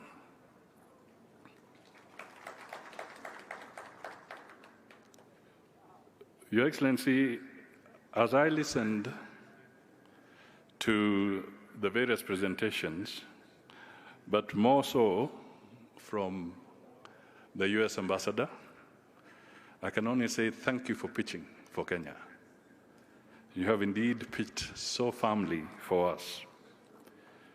And in her conversation, a couple of things arise which could be regarded as rhetorical questions. Because the first question was, why Africa, and specifically why Kenya, and she brought it down to why your county. And she did highlight a few things that ought to be dealt with. So the question that we all go away asking ourselves is, if you're a governor and you have your administration in your county, taking from that pitch, are you a facilitator or are you an obstructor? The same goes for those in the national government. If you are in a particular government department, ask yourself, are you a facilitator or an obstructor? Your Excellency, devolution has impacted our society tremendously. There are still some challenges, however. We need to focus more on the budget execution, focus on how we will tackle pending bills, continuous capacity building in our counties for better financial management. And indeed, Your Excellency, in equal measure, we must encourage the counties and support them to enhance their own source revenues. Finally, Your Excellency, because this is your day, let me just acknowledge that your being here has signaled total commitment and unwavering support for devolution. And the members of your government who are here, just to acknowledge, we have about 50% of your cabinet here. I have Rebecca Miano, if she can just stand to be acknowledged. Kipchumba Markomen, Honorable Mithika Linturi, Davis Chirchir, Simon Chelugoi, Eliud Owalo, Susan Nakumicha, Salim Vuria, Florence Bore, Ezekiel Machogu. Is there any CS I have missed? At least that's about 50% of the cabinet is present. Equally, about 50% of the PSs are here. We have Julius Bitok, Festus Ngeno, Terry Mbaika, John Oluka, Anne Wangombe, Susan Mangenyi, Kelo Hassan, John Tanui, Nixon Korir, Jonathan Mweke, Idris Hassan, Joel Amurang, Betsy Mudhoni, Hari Kimutai, Mohammed Iba, Kilemi Abubakar Hassan, and Charles Hinga. Your Excellency, taking the cue from you, they are taking devolution seriously, and anybody who doesn't, it will be at their own peril. So, ladies and gentlemen, congratulations to all the counties, and we encourage you to continue with a good effort. God bless you all. A round of applause for the Prime Cabinet Secretary. Asante sana. Next on stage is the Right Honorable Speaker of the Senate, Senator Amason Kingi, who will also recognize the members of the National Assembly and members of the Senate present. Karibu sana, Mr. Speaker.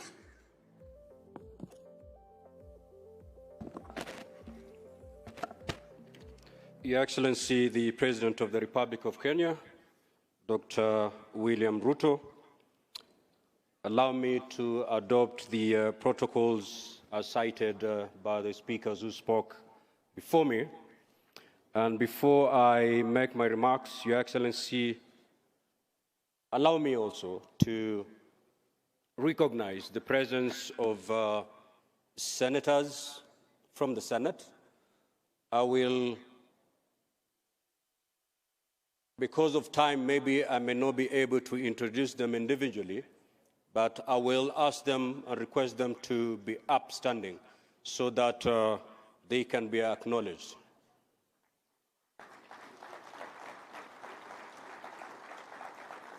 There are pretty few, so allow me to mention the names. We have the Majority Leader, Senator Cheriot. We have the Deputy Speaker, Senator Gathuri. We have Senator Chirankei, Senator Methu, Senator Abbas, Senator Karungo, Senator Lelegwe, Senator Cheptumo, Senator Kinyua, Senator Kipsang, Senator Seki, Senator Mwaruma, Senator Nyutu, Senator Veronica, Senator Kavindu, Senator Muma, Senator Tobiko Perez, Senator Manzo, Senator Wakili Sigei, Senator Hamida, Senator Professor Tomo Jenda, Senator Margaret Kamar, Senator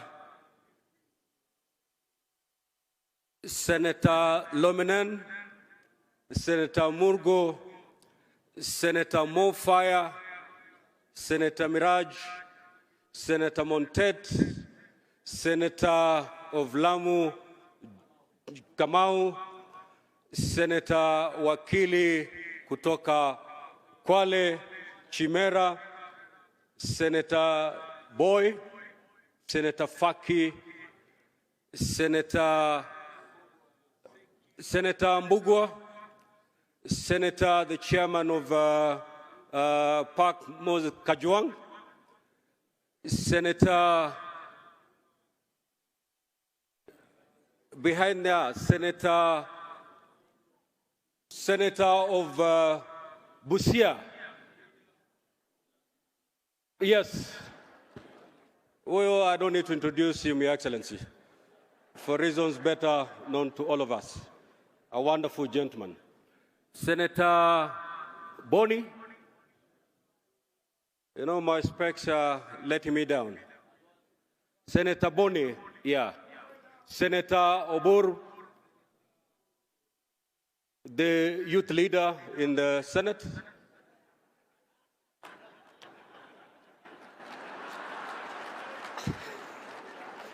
Senator Gloria, Senator Hezena, and Senator Eddie Okech. Thank you.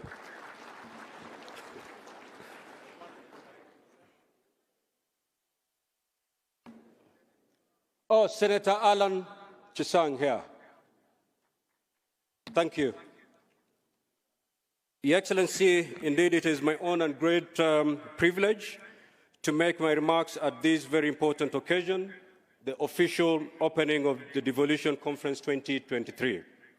On behalf of the Senate of the Republic of Kenya, I wish to thank each and every one of you for creating time to attend this gathering. Your presence demonstrates your commitment to ensuring success of devolution in Kenya. As framed by the theme, 10 years of devolution, the present and the future. This conference is an ideal platform for stock-taking on the implementation of devolved governance in the past 10 years. Your Excellency, sir, the last 10 years have been an eventful period for this country. Throughout devolution, we directed every ounce of energy in a relentless endeavor to attain the goals and objectives of devolution outlined in our Constitution. The 2010 Constitution, as we are all aware, occasioned a major reconfiguration of state power and responsibilities by devolving an array of functions to the 47 county governments. And clearly defining the mandates of each player in the devolution space, the 2010 Constitution and attendant laws have facilitated a seamless engagement between Parliament of Kenya, comprising of the Senate and the National Assembly, the Council of Governors, county assemblies, and the executives of both national and county governments in championing the cause of devolution. Thanks to the time, effort and resources invested by these institutions in this governance model, devolution has left clear footprints across our nation. Each of the 47 regions has an outstanding story to tell on how devolution has occasioned a positive and impactful realignment of its development priorities and address unique needs of residents. Ladies and gentlemen, it merits acknowledgement that since inception of devolution in 2013, the national government has disbursed a total of 3.3 trillion to devolved units, compared to approximately 289 billion that counties have generated since their establishments. This, by all means, demonstrates significant commitment on the part of the national government to cascade resources and development to the grassroots for the benefit of Kenyans. Allow me to commend you, Your Excellency, for walking the talk in bolstering devolution. As a Senate and Parliament at large, we appreciate the priorities accorded to bills presented to you, sir, for assent, notably the Equalization Fund Appropriation Act 2023, County Allocation of Revenue Act 2023, and the County Government's Additional Allocation Conditional Grants 2023. The stated laws have a direct bearing on county financing, and their prompt enactment and assent paved the way for release of billions of shillings to devolved units for equitable service provision and development projects. An array of other proposed new legislation, nearly 40 in number, are currently being processed by the Senate. We expect that upon their enactment, the legislation will enhance capacity of counties to tap into the enormous potential that they have in form of natural resources, renewable energy sources, and considerable dynamic and versatile workforce in order to thrive and deliver. For the last 10 years, the Senate's contribution to the success of devolution cannot be gainsaid. Through its legislative mandate, the Senate has provided the legal framework upon which devolution was anchored. The Senate remains committed to undertaking responsive, expeditious, and timely processing of legislation. Your Excellency, sir, as we celebrate these great devolution milestones, we must all appreciate the critical role played by county governments, comprising the county executives and the county assemblies. Their resilience and impactful delivery of the last 10 years stand out not only as solid and irrefutable evidence that devolution is working, but also stand tall as a beacon of hope regarding the future of devolved governance. In spite of what stood out as insurmountable odds during the humble beginnings, county governments got the devolved system off the ground and elevated to its deserved pedestal in our national psyche, sustaining our hope and giving us inspiration as a people. With benefit of hindsight, localized and practical experiences, we are now better informed of what works better in devolved units and what doesn't, and what needs to be done to triumph over these emergent challenges and maintain the positive and catalytic momentum. Hurdles such as pending bills that keep accruing at alarming rates, presently estimated at nearly 160 billion, and noted grey areas in some devolved functions will certainly be confined to the dustbins in history if we maintain this trajectory. This will then accord us the much-needed space, time and resources to shift our focus to confronting other emerging threats of our society, such as climate change, unemployment among our youth, and impacts of geopolitical upheavals and economic recession, to name but a few. Ladies and gentlemen, psychologists and human development experts teach us that at 10 years, a normal human being is expected to exhibit certain discernible traits and habits which affirm that he or she is on a normal growth trajectory.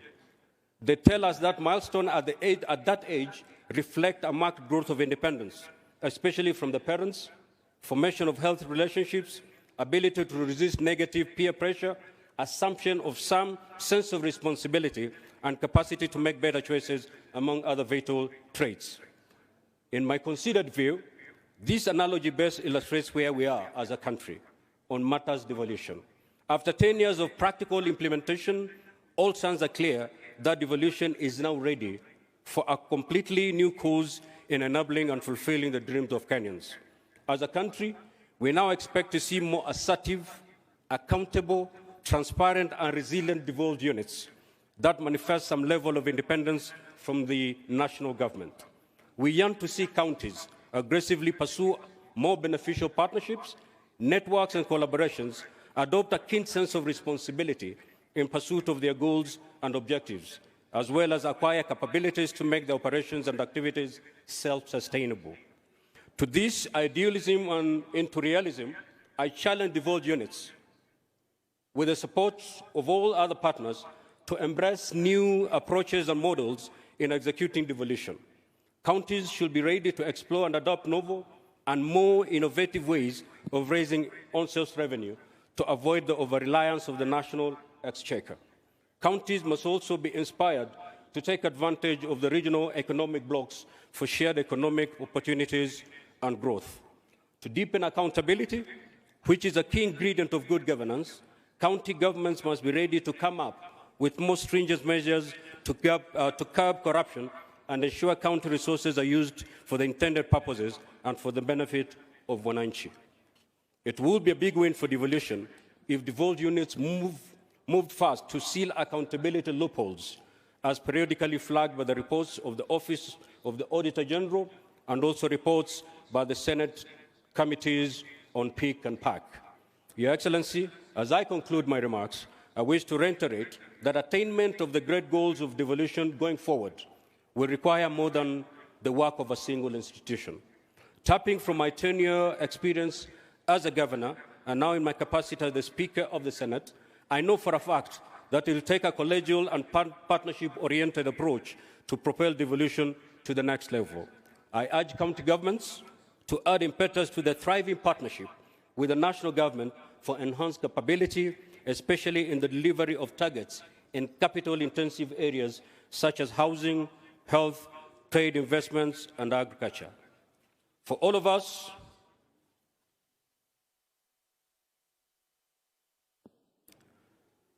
it will be a big win for devolution if devolved units move fast to seal accountability loopholes as periodically flagged by reports of the Office Auditor and the two committees that is the Senate Committee on Pick and Pack. For all of us partners in the devolution space, time has come for us to walk the talk in adopting a friendly, united front in addressing many issues that routinely arise as we implement devolution. This is the spirit the Senate and the Council of Governors exemplified when they firmly resolved, going forward, at a joint inaugural high-level meeting a few months ago, to work in synergy for the success of devolution. Let's harness and nurture collegiality amongst us and make the great dream of devolution work for us as a country. In the words of the American author, speaker, and pastor John Calvin Maxwell, he said, "Teamwork makes the dream work." Let us be a team as we push devolution to the next level. I thank you, and may God bless you.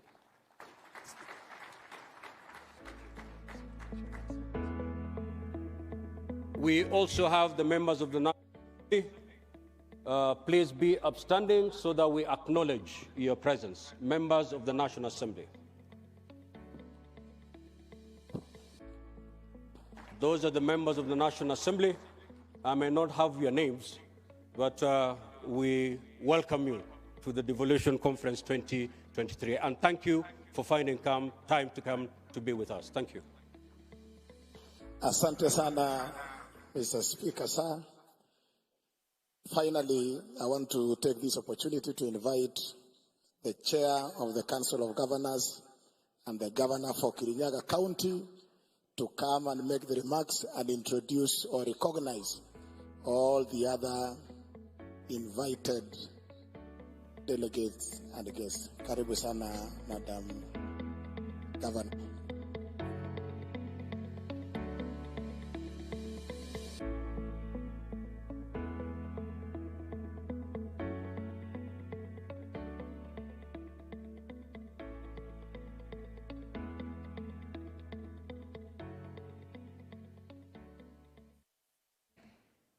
The President of the Republic of Kenya, Dr. William Samoei Ruto, borrowing from those who've gone ahead of me, Excellency Governors, allow me to say all protocols observed in the interest of time. Good afternoon. I have been requested before I speak to recognize all the other invited guests and participants who are here. So I will request that you just be upstanding for recognition, and we'll recognize them by giving them a good hand clap.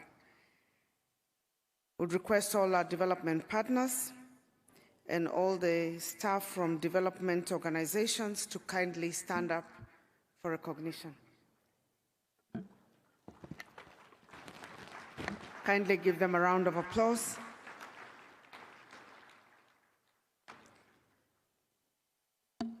I would assume that the development partners also covered the diplomatic corps. If there are any ambassadors, representatives of governments who are here who did not stand with development partners, you may be upstanding. Representatives from constitutional commissions and independent office holders, kindly be upstanding for recognition. Let's give them a round of applause.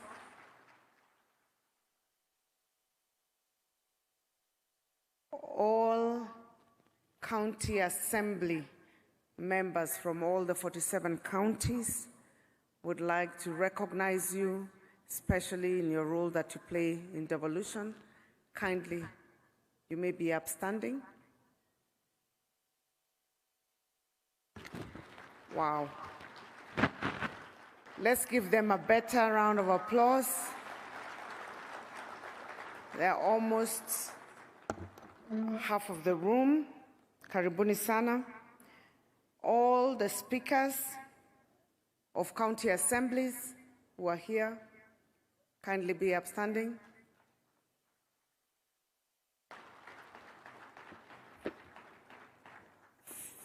Thank you very much.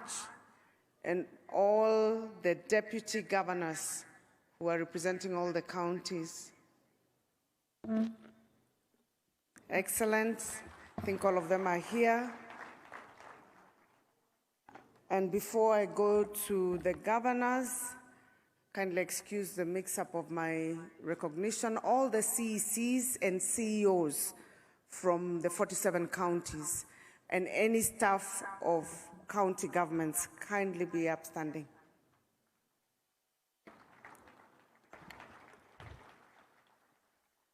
Excellent. That's a very good number. We appreciate you.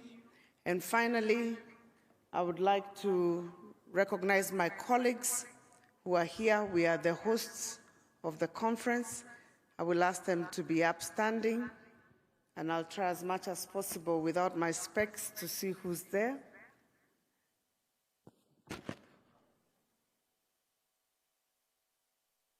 We have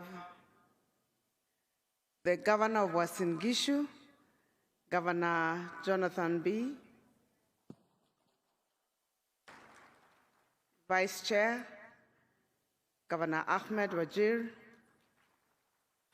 Governor Cecily Mbarire, Chairperson of UDA and Governor of Embu, Governor Susan Kihika, Governor of Nakuru, Governor Nathif, Governor Garissa, Governor Mudhomi Njuki, Governor Tharaka Nithi, Governor Kahiga, Governor Nyeri, Governor Makueni, Governor Mutula Kilonzo, Governor Mwadime Taita Taveta, Governor Ngaro Kilifi, Governor of Mombasa, Abdul Samad, Governor Machakos, Wavinya Ndeti, Governor Nyaribo, Governor Nyamira, Governor Marsabit, Governor Mohammed, Governor Gladys Wanga. It's easy to recognize the ladies because of the hair from far and the color. The gentlemen are all in the same suits. Governor Ntutu, Governor Narok, Governor Kakamega. Yesterday he was a bit indisposed. Karibu sana. Governor Badilisha, Governor Nyandarua, Governor Kachapin, West Pokot, Karibu, Governor Lamu, Governor Malombe Kitui,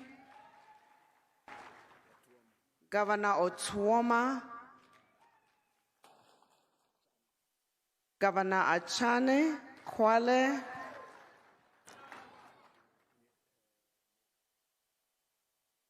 Governor Mwangaza, Meru County,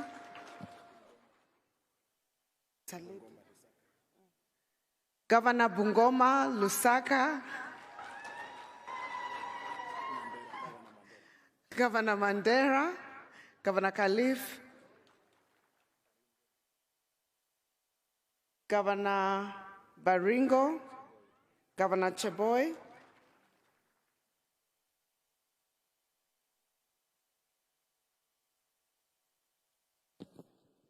Governor Turkana, Governor Jeremiah,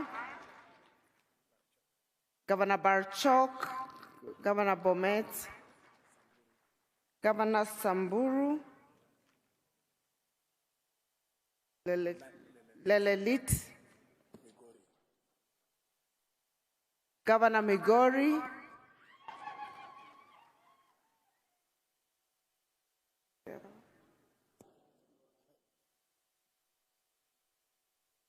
Governor Kangata, Governor Muranga, Governor Irongo, Governor Laikipia,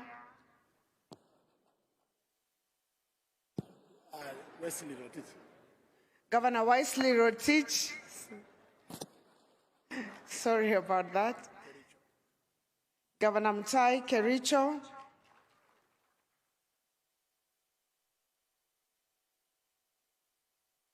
Governor Arati, Governor Kisii. Governor Dado, Governor Taita. No, not Taita. Tana River, sorry about that. Governor Vihiga, Governor Otuchilo, and finally, Governor Trans Nzoia, Governor Natembeya. That's it. Yeah. So, apologies. Governor Kiambu, Governor Wamatangi.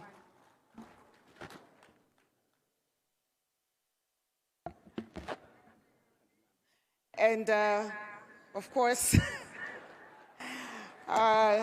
Chief Whip, Governor Nandi, Governor Stephen Sang.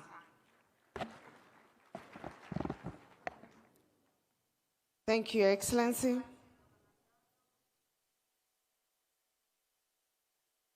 Let's give Governor Nandi a hand clap for steering the session very well. Distinguished ladies and gentlemen, Your Excellency, on behalf of the Council of Governors, I take this opportunity to welcome you to the 8th Devolution Conference, which is the first biannual Devolution Conference. And before I go forward, Your Excellency, as a good student of the Bible, I have to start properly with thanksgiving. Your Excellency, accept on behalf of my colleagues our sincere gratitudes for the end-of-year disbursements, which were on time for the first time in 10 years. Your Excellency, also, for the first time in 10 years, we got our July disbursements for this financial year that we've started 2023-2024 on time. Thank you very much. I will tell you, many of us and many of our colleagues have told you, we were quite pleasantly surprised, and we are looking forward to that trend going forward. Your Excellency, I know we started off in a little bit of a rough footing because of the disbursements, and there was a time we, as governors, even threatened to shut down counties. Your Excellency, at the time, we had been reminded of a proverb that says, because all lizards lie on their tummies, you can never know which one has a stomachache. So if you don't shout, you'll assume all lizards are the same. So we were trying to get your attention. But thereafter, Your Excellency, you counseled us on better lessons to follow, and you asked us to come together, come and reason together, which we have since been doing with you and with your government, and we have to say that the relationship hasn't been better. Has never been better. This has been the best, I think, last couple of months working together with the national government, and we truly thank you for the partnership and support. I would have expected a hand clap for the partnership. I'm sure all of us are relieved not to be having press conferences, press statements. And to all the other distinguished guests, karibuni. We meet again after 2 years to measure the progress made in the implementation of the devolved system of governance after its inception a decade ago. We have 3 days to candidly evaluate the hits and misses of devolution, and together we'll generate responsive and concrete policy legislative, administrative proposals that will aim to further and strengthen devolution for the next decade. I would like to recognize the captains that led the preparation of this year's conference, the esteemed steering committee, which was co-chaired by the Vice Chair of the Council, Governor Ahmed Abdullahi, Professor Senator Margaret Kamar, Honorable Member of the Senate, the Principal Secretary, State Department of Devolution, Madam Teresia Mbaika, Honorable Philemon Sabulei, Chair of the County Assembly's Forum, and the CEO of COG. My heartfelt gratitude also goes to the Planning Committee and all other institutions represented here who selflessly committed their time and effort to plan and prepare for the conference. We appreciate you, asanteni sana. I would also like to recognize the presence of our development partners who are joining us from different parts of the world. We also say karibuni sana. Ladies and gentlemen, we gather in Eldoret this year in the context of the following.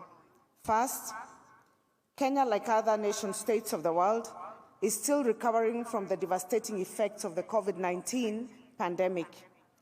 2020 and 2021 were difficult years for all of us. Travel and business restrictions and rampant lockdowns almost paralyzed world economies, and Kenya was no exception. However, since last year, we have proven to ourselves what a resilient people we are, and with most sectors exhibiting a strong rebound. According to the National Treasury, Kenya's economy is projected to grow by 5.5% in 2023 and above 6% over the medium term. Second, our economy and social sectors continue to experience disruption from shocks of climate change. According to the United Nations Environmental Programme, UNEP, while Africa has contributed negligibly to the changing climate, with just about 2 to 3% of global emissions, it stands out disproportionately as the most vulnerable region in the world. To bring the reality closer home, we are just recovering from a prolonged and distressing drought that cost us many lives and livelihoods. Third, we are on the last mile of the implementation of the Sustainable Development Goals, the SDGs. The UN Agenda 2030 has 7 more years to go. SDG indicators are embedded in the Vision 2030 through the medium-term plans, and we are indeed in the last decade of action for both the SDGs and the Vision 2030. With each SDG having a linkage to a county function, it is undeniable that the realization of the socio-economic targets in both the global and national agendas will crystallize at the county level.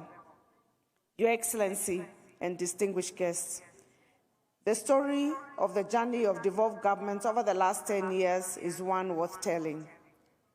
I was privileged to serve as the first Cabinet Secretary of the then Ministry of Devolution and Planning.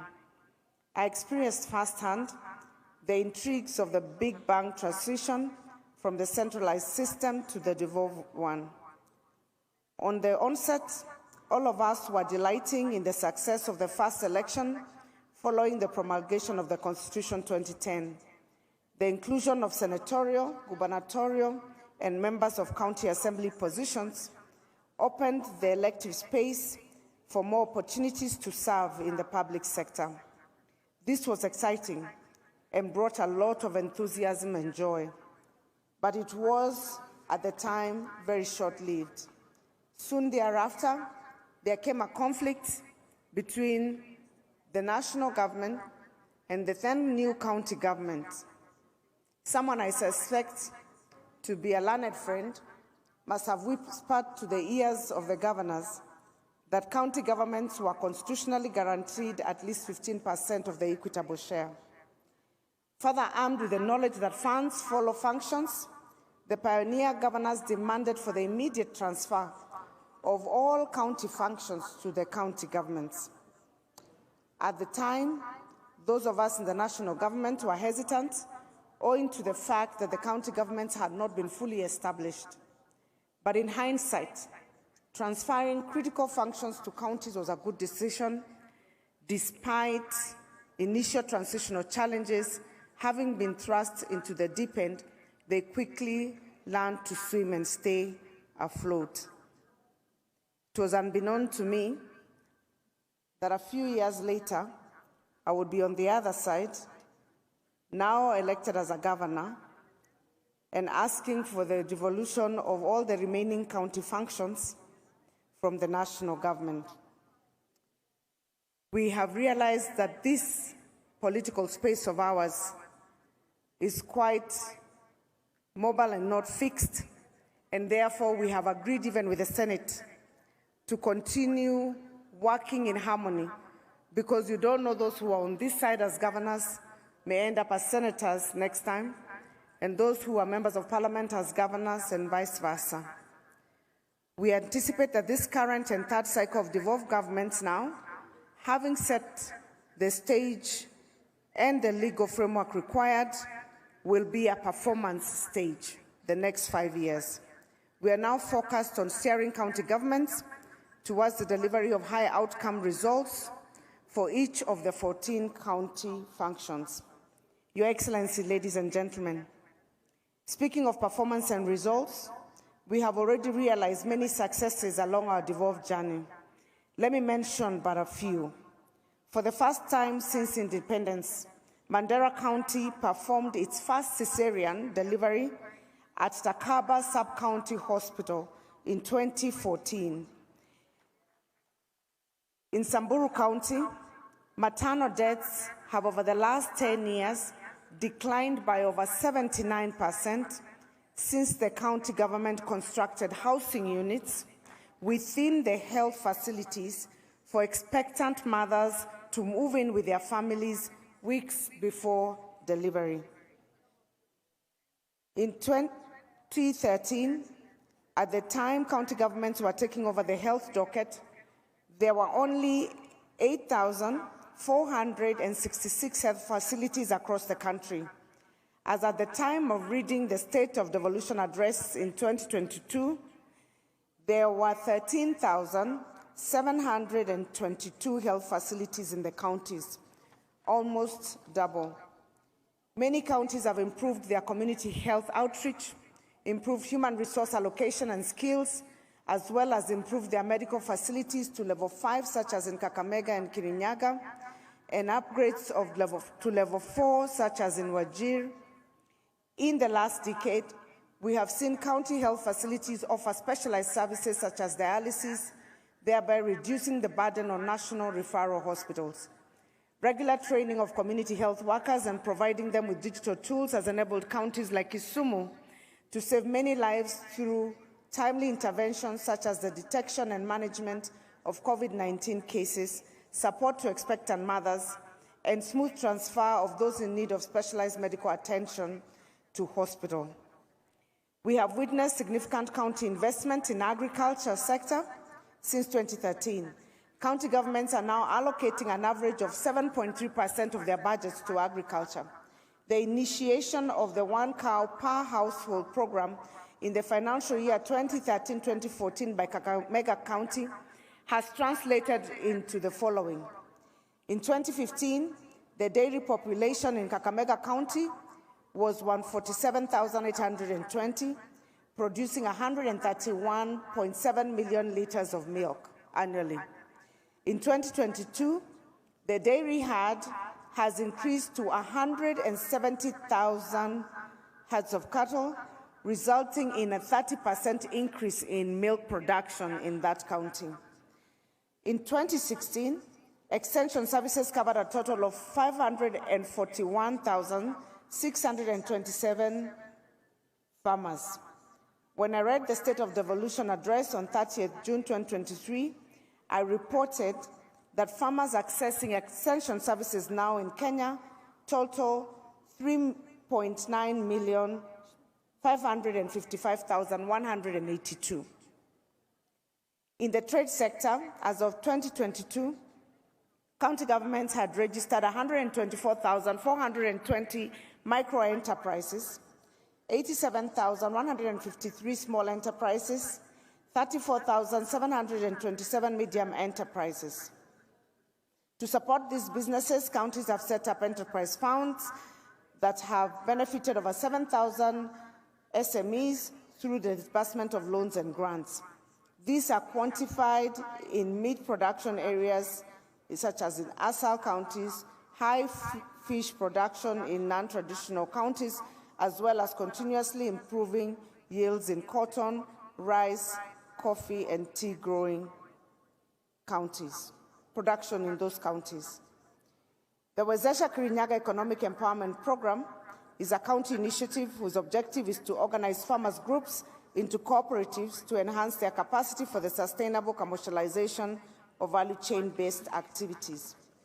By incorporating digitization and related technologies and aggregation centers, new income streams have resulted through chicken rearing, egg production, aquaculture, and fingerling production, dairy farming, and enhanced milk production, improved tomato farming through certified seedlings, amongst other value chains.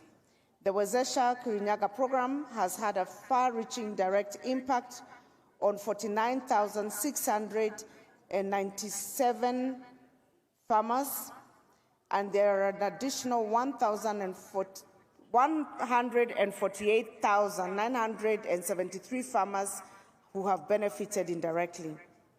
The innovative Chuka market, which has a creation in Tharaka Nithi County, has provided emotional security for parents and enables traders with young children to better focus on their trading activities. There is so much more, like ECD improvements in Kwale. Wajir is now growing vegetables, urban planning in Vihiga powered by digital innovation, and there is a lot more that we've also seen in the video. As I tie up my quick highlights of county successes, I cannot forget to mention the fact that county governments have been at the forefront of promoting the adoption of climate-smart technologies and solutions.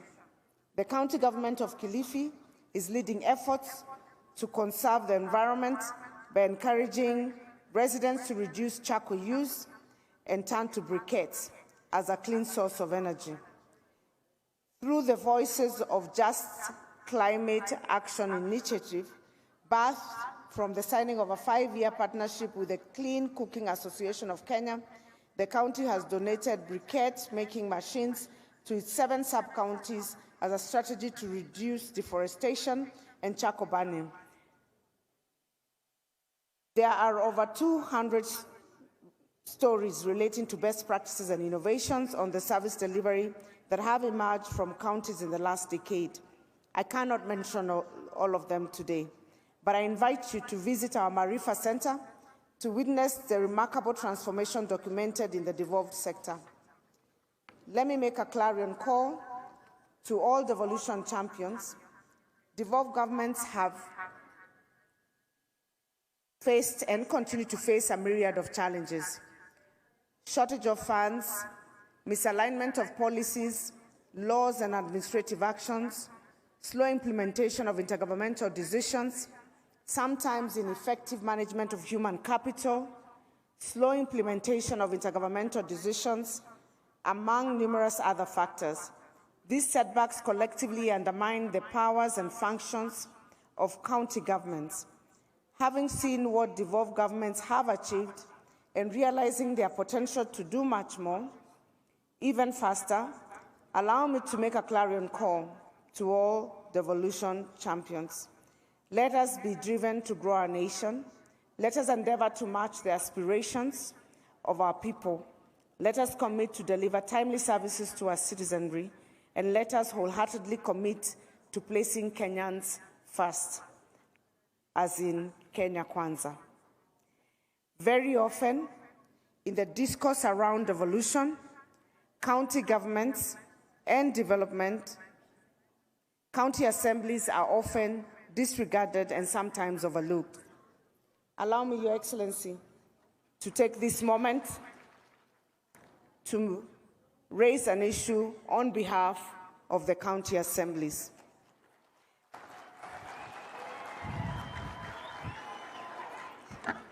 All the achievements that we have cited in devolution and much more would be unattainable without their support and indulgence. In the wisdom of hindsight and experience, we should accord county assemblies their rightful place as the load-bearing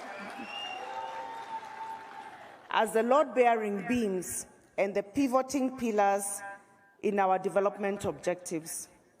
We achieve this by first, Your Excellency, and I know that you're very much in support of this, first accepting their full autonomy so that they can be granted separate autonomy from county governments. And it will also ease a lot of pressure on our side as governors so that we are always not push and pulling between the county assemblies and the county governments. The second thing, Your Excellency, is that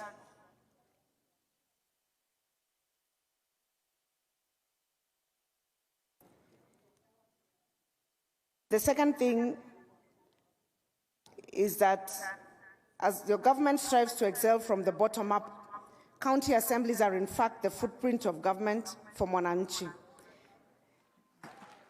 Their community obligations, Your Excellency, as you well know, may not be sufficiently captured in their job descriptions. Yet their remunerations has been reduced over the year. Your Excellency, you can imagine those who are county assembly members in the previous and ran again to be re-elected, only to come and find that their terms had been reduced. I know, Your Excellency, that you're wise, you're kind, you're long-sighted, you're visionary, your resolve is all that is required. And Your Excellency, all I can say is that for the county assemblies,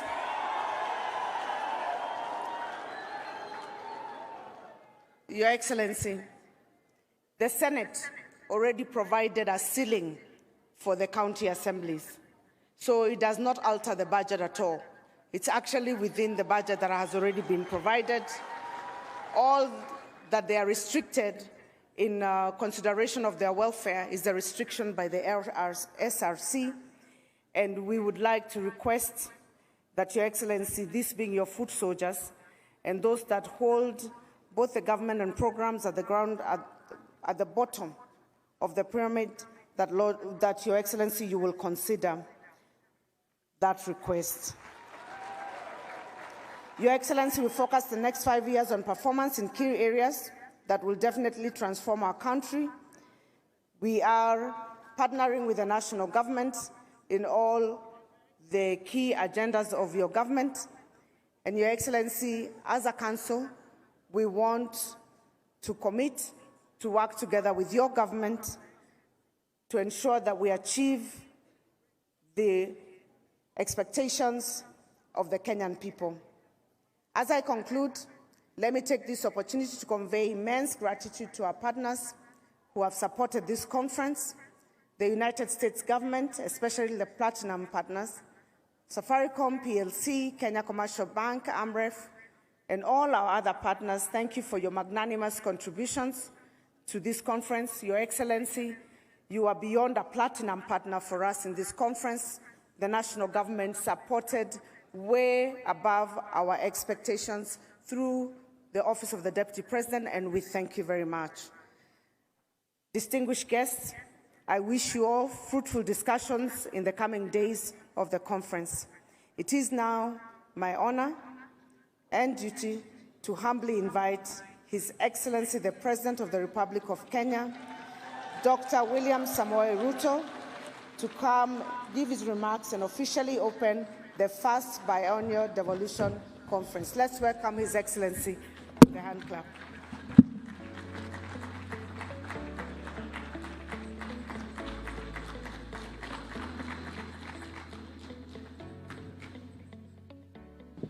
Asante sana, Madam Chair. Tafadhali, let's take our seats. Thank you very much.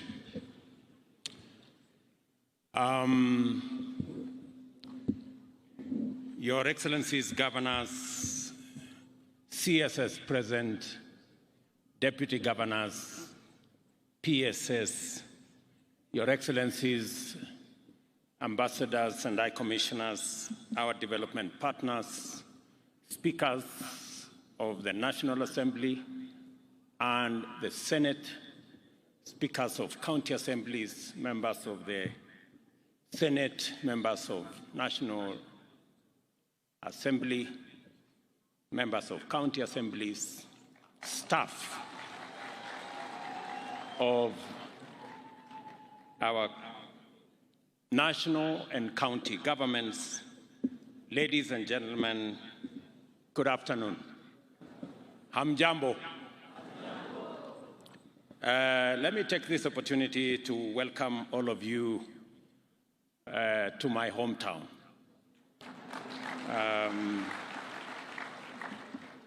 Just to give you a bit of geography, I went to primary school, pre-primary school actually, about 25 minutes drive northwest of here.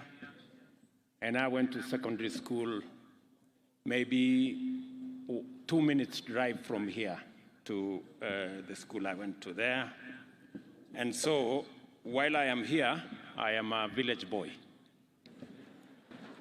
So welcome, and I'm truly, truly grateful that the first Devolution conference you have granted my home county and my hometown the honor to host.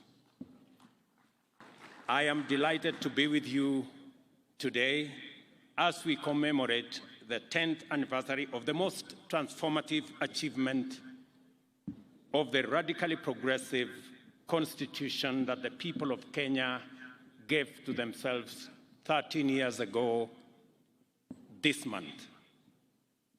Our country's constitution-making journey covers many historic milestones of the struggle for a new dispensation for true political, social, and economic freedom, and our collective quest for a nation to complete the journey begun by our forefathers who fought valiantly to resist colonial rule, as well as our brave freedom fighters who sacrificed immensely to win sovereignty for our nation.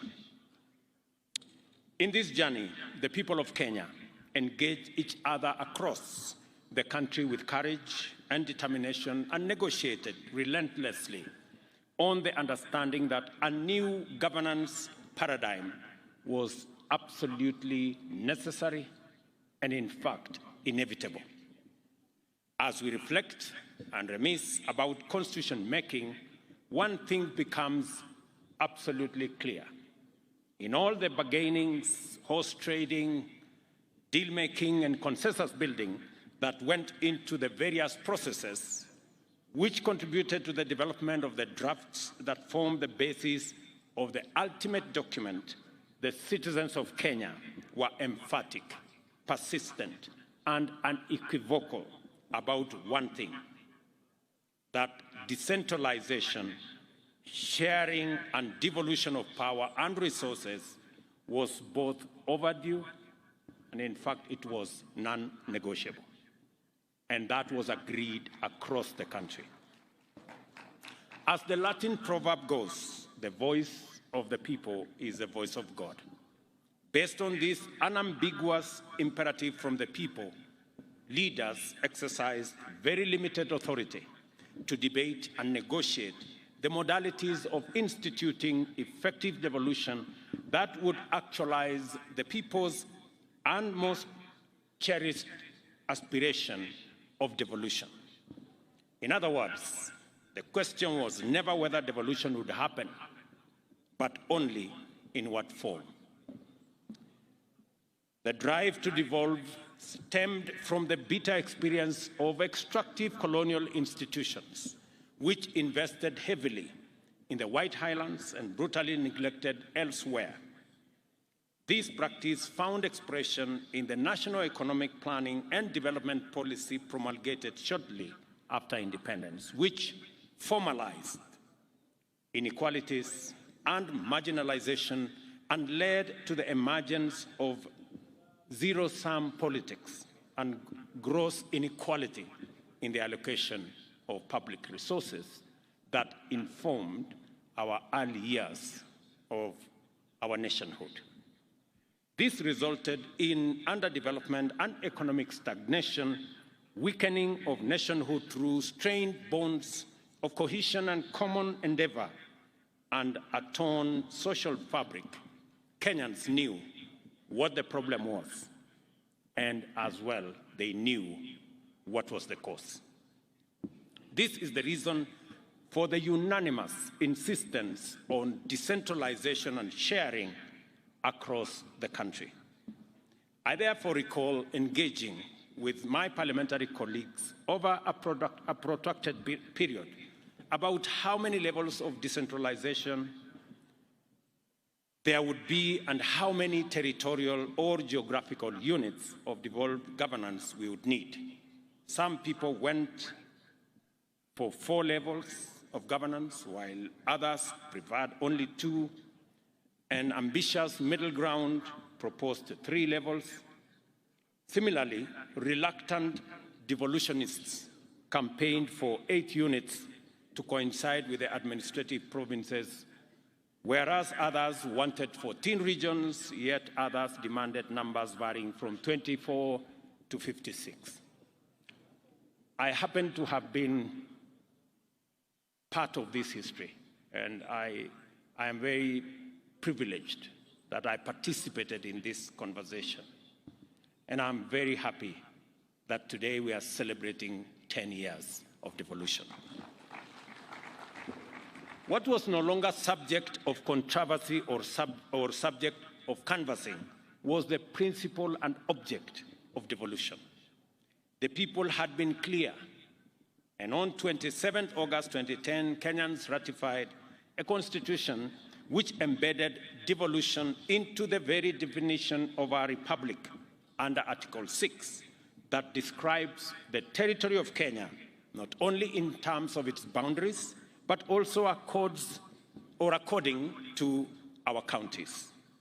In Article 10, the Constitution also highlights sharing and devolution of power, democracy, and participation of the people, as well as equity, social justice, inclusiveness, non-discrimination, and the protection of the marginalized as national values and principles of governance, with preemptory implications for the exercise of constitutional authority by any person at any place at any time. Counties are therefore intrinsic to the Constitution and proper definition of the Republic of Kenya. They exist to serve as platforms of actualization of the sovereignty of the people in several fundamental ways. They make state power more democratic and accountable and promote unity through diversity by arbitrating between competing political impulses towards disintegration on one end and over-centralization on the other. Devolution also restored to the people their powers of self-governance and promoted their participation in the exercise of powers of state and in making of all decisions that affect them. Under devolution, our communities regained the right to manage their own affairs, while the interests and rights of minorities and marginalized could no longer be ignored. Article 174F of the Constitution sets out what the chair of the Council of County Governors, my dear sister there, Anne Mumbi Waiguru, correctly referred to as the role of county governments as the last mile implementers of critical development agenda, including the AU's Agenda 2063, the UN Sustainable Development Goals, Kenya's Vision 2030, and the bottom-up economic transformation agenda. It states that one objective of the devolution of government is to promote social and economic development and the provision of proximate, easily accessible services throughout Kenya, as is that of enhancing checks and balances and separation of power. To remove any doubt as to what Kenyans really wanted to do with devolution, the Constitution sets out one object of devolution to be that of facilitating the decentralization of state organs, their functions and services from the capital of Kenya. By design, devolution was destined to instigate unprecedented transformative change in every part of our political governance and development reality. It recalibrated our democracy, development, and reoriented policymaking by simply redefining what was at stake at all times and handing over power to the people in their greatest number. This change was dramatic, and a change management framework was essential to the smooth transition into the brave new world that we got ourselves into. Despite the efforts of the Transition Authority and the Commission for the implementation of the Constitution, the inauguration of devolution a decade ago was fairly noisy.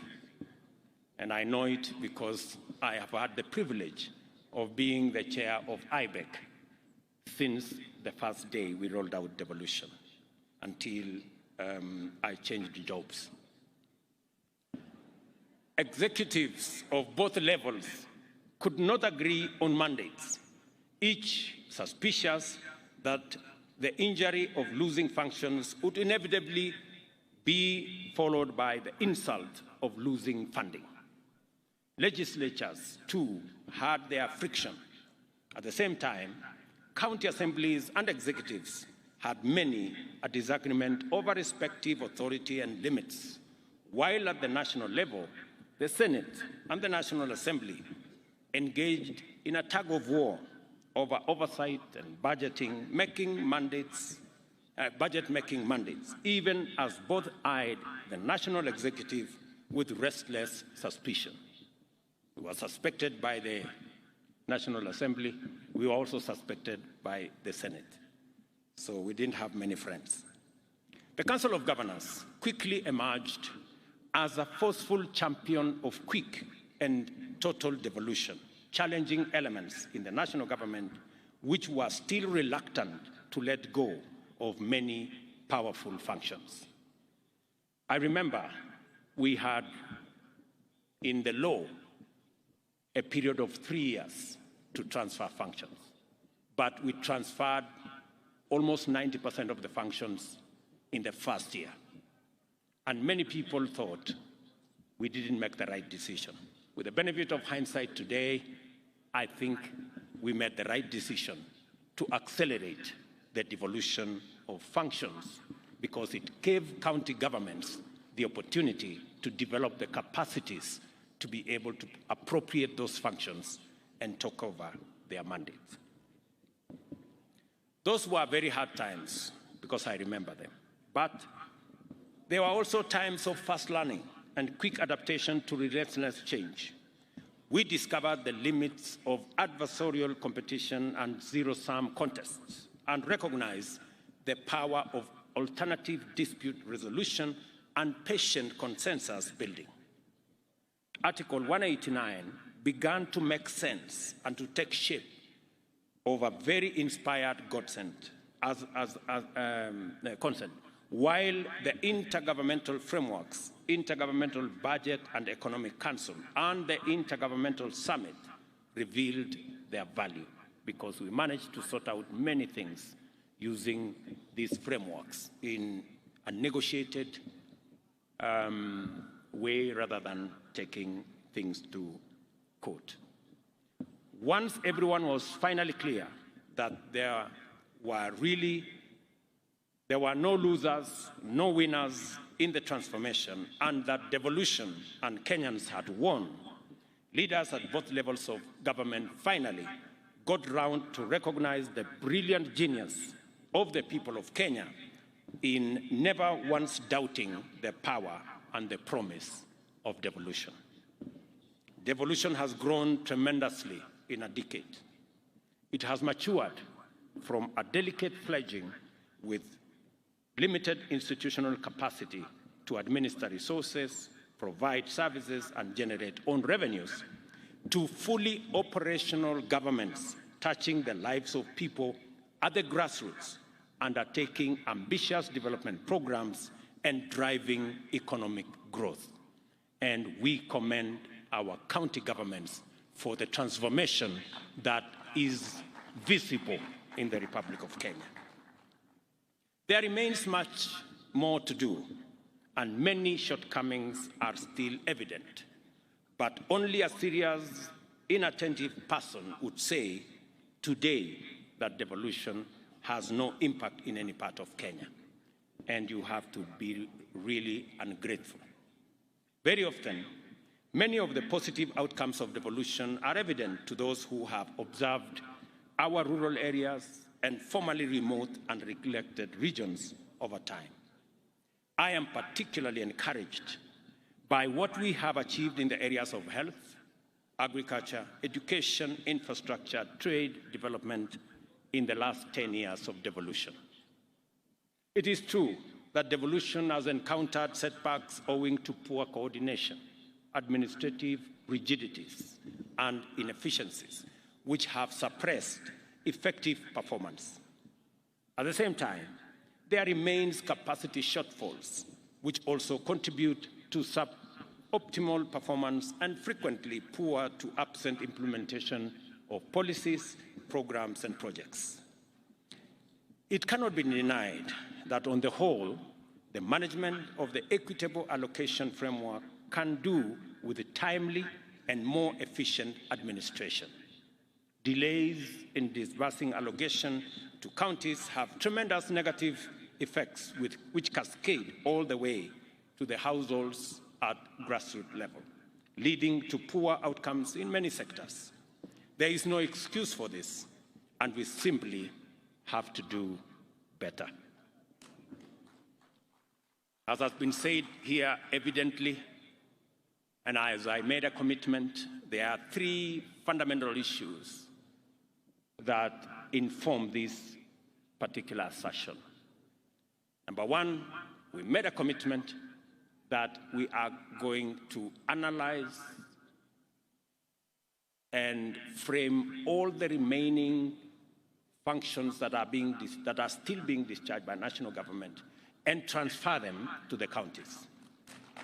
I am very happy that between the national government and the transition, the committee that is responsible for that job, and the other stakeholders, we have finally agreed on the functions that should be transferred. An analysis is going on the funding that will accompany the transfer of those functions. And I am told that in the next 60 days, we should be able to transfer all the remaining functions to our counties. Number two, as was said by the Council of Chair, the Council of the Chair of the Council of Governors, being a strong believer in devolution and having made a commitment that we will do what is possible to make sure that we try to the extent possible to keep to the timelines of disbursing money that is due to counties. Two things have happened. Unlike last financial year, where we crossed the year with about 30 billion due to counties, this year, I did make sure that every cent that was meant for counties was paid before we closed the books for last year. And again, we have paid the July allocation on time. I intend, to the extent possible, to keep to this schedule so that counties can manage their issues, deliver on their mandate, serve the people at the grassroots, roll out their programs, implement their projects in a timely manner and in a way that benefits people at the grassroots. It is for this reason that I have managed to do that with my administration. We also gave a commitment to support the bottom-up economic transformation agenda by promoting stronger performance at grassroots through collaboration with county governments and enhancing the equitable allocation of the county governments from 370 billion in the 2022-2023 financial year to 385.4 billion in 2023-2024 financial year. The Equalization Fund was also allocated 8.3 billion, an increase of 1.2 billion in the same period. We made a firm commitment to the people of Kenya to strengthen devolution by implementing specific interventions. First, we undertook to transfer all the functions, as I have said. Second, we pledged to implement a framework that ensures national agencies carry out devolved or shared mandates, operate a funding-followed functions principle with respect to devolved functions, which I have said we will roll out in the next 2 months. Additionally, we promise to support county governments in improving their capacity to generate their own income and reduce over-reliance of transfers from the national government. I will speak to that later. Further, we vowed to ensure that shareable revenue is transferred to counties in a timely and predictable manner and in accordance with the law. Finally, we undertook to transfer funds owed to beneficiary counties under the Mining 2016 and the Petroleum 2019 Acts, and to collaborate with counties to increase the capacity of such counties to benefit from extractive resources. Money that I have instructed to be disbursed this year. We recognize that the bottom-up economic transformation agenda will achieve its highest potential and lift up the highest number of people if we focus thoroughly on collaboration with county governments in order to empower them as the stewards of development at the grassroots or at the bottom, as it were. I recognize the merit in demands for increased allocation of shareable revenue to counties. I also realize that even if devolution is, by law, a two-tier affair, it should, in practice, reach the lowest and smallest possible unit of political organization. Under the principle of subsidiarity, the ward must in time become a central driver of bottom-up economic transformation. I am also in support of taking devolution to its fullest extent. I thank the Council of Governors for the well-organized format of this conference, and I know the Chair has mentioned 2 other things, apart from what I have mentioned, the issue of making county assemblies truly independent and financially so. I think that is an aspiration, and that is a concept that I share, and we will work with the necessary stakeholders and institutions to make sure that the Senate provides the framework for the independence of our county assemblies so that they can have their independent votes. I know a matter has been also raised about salaries and allowances. That is a very difficult one, I must admit, because the balance is between increasing the salaries of those of us who have jobs or creating opportunities for the 4 or 5 million who do not have a job. That is the conversation we must have. So it is quite a balance, you agree. So hapo iko kizungumkuti kidogo na tutaongea. What I want to promise you is that we are going to work with all the institutions, because I have requested SRC to give us a proper advisory on the matters of salaries and wages. It is a subject that, as a country, we must confront. We must know that from the president to the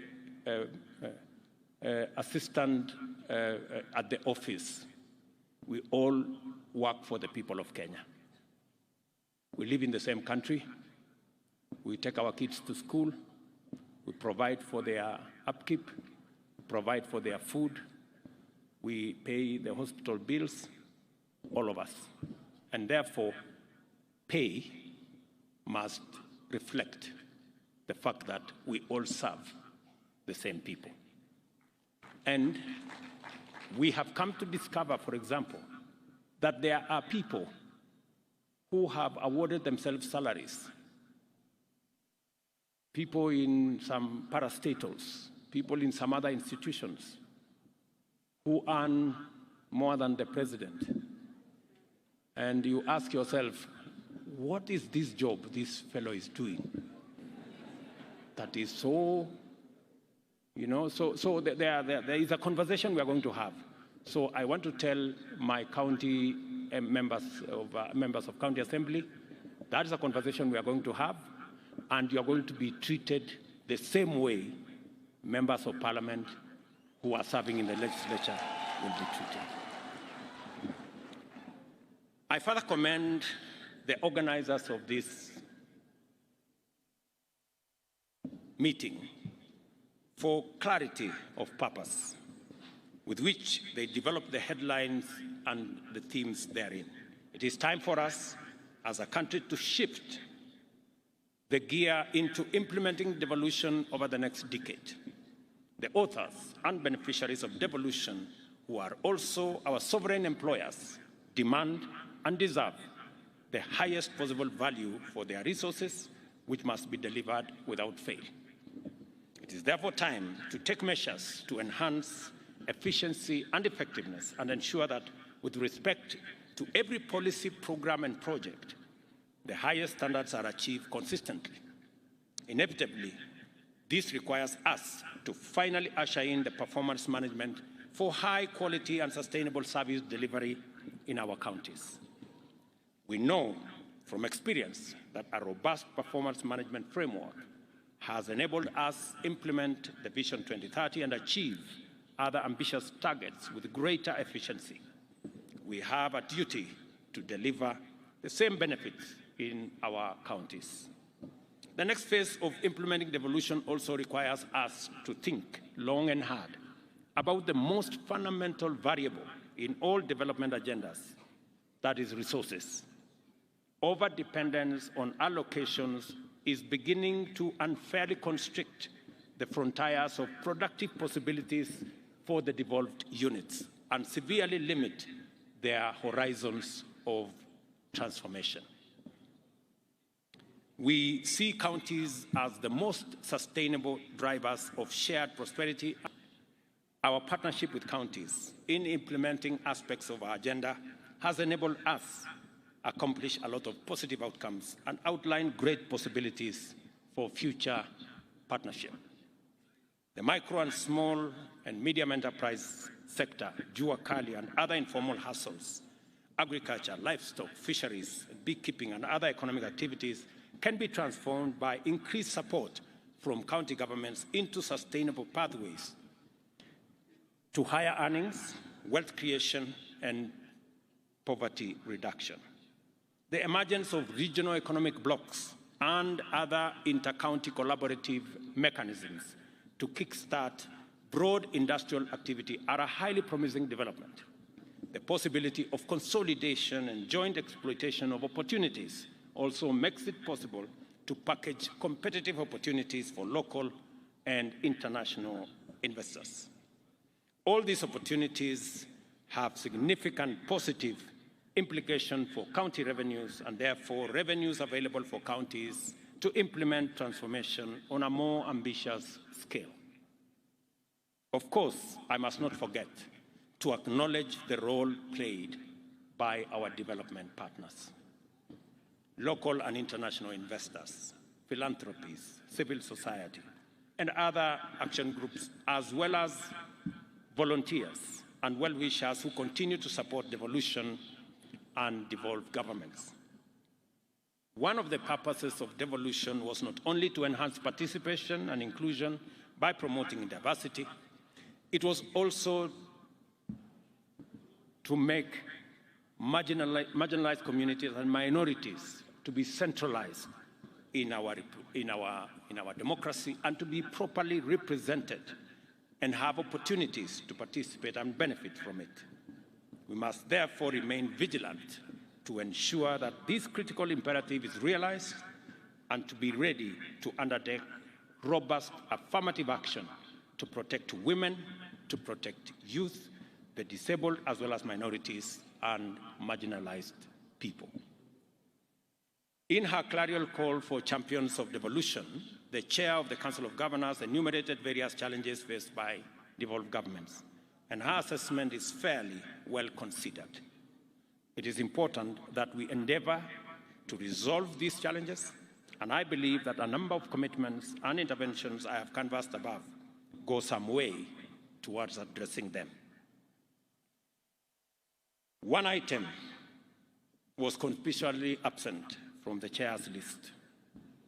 It is well known, has a long pedigree, and equally formidable legacy of devastation.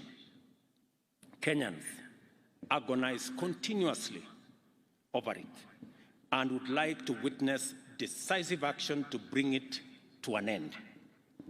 It is poor governance and specifically corruption, manifested through incompetence, negligence, poor professional standards, inefficiency, waste, mismanagement, and outright theft. I am happy that the plenum session set out good governance practice as one focal area for the attention of this conference, because I have made my commitment to good governance and in particular decisive action against corruption very clear.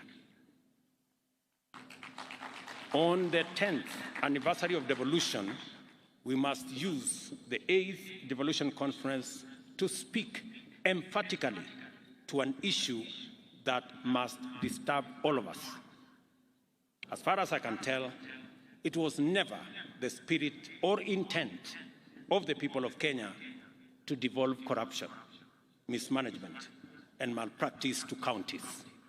Yet, many counties have evolved into notorious epicenters of wanton looting, with everyone from the executive to the county junior staff implicated in a wild free-for-all at the expense of essential service delivery.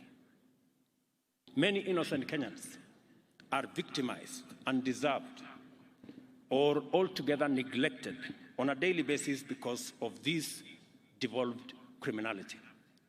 Counties must not become drivers of scandal, incubators of graft, or embezzlement hubs.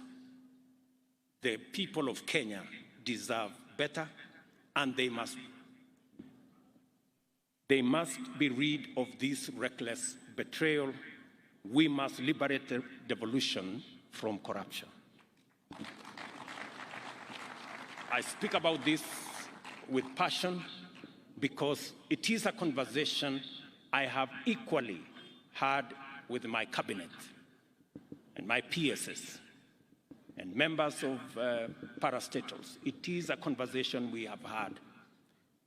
It cannot be business as usual, friends. And this fight we have to lead it from the front. It causes mayhem and chaos in the delivery of public service.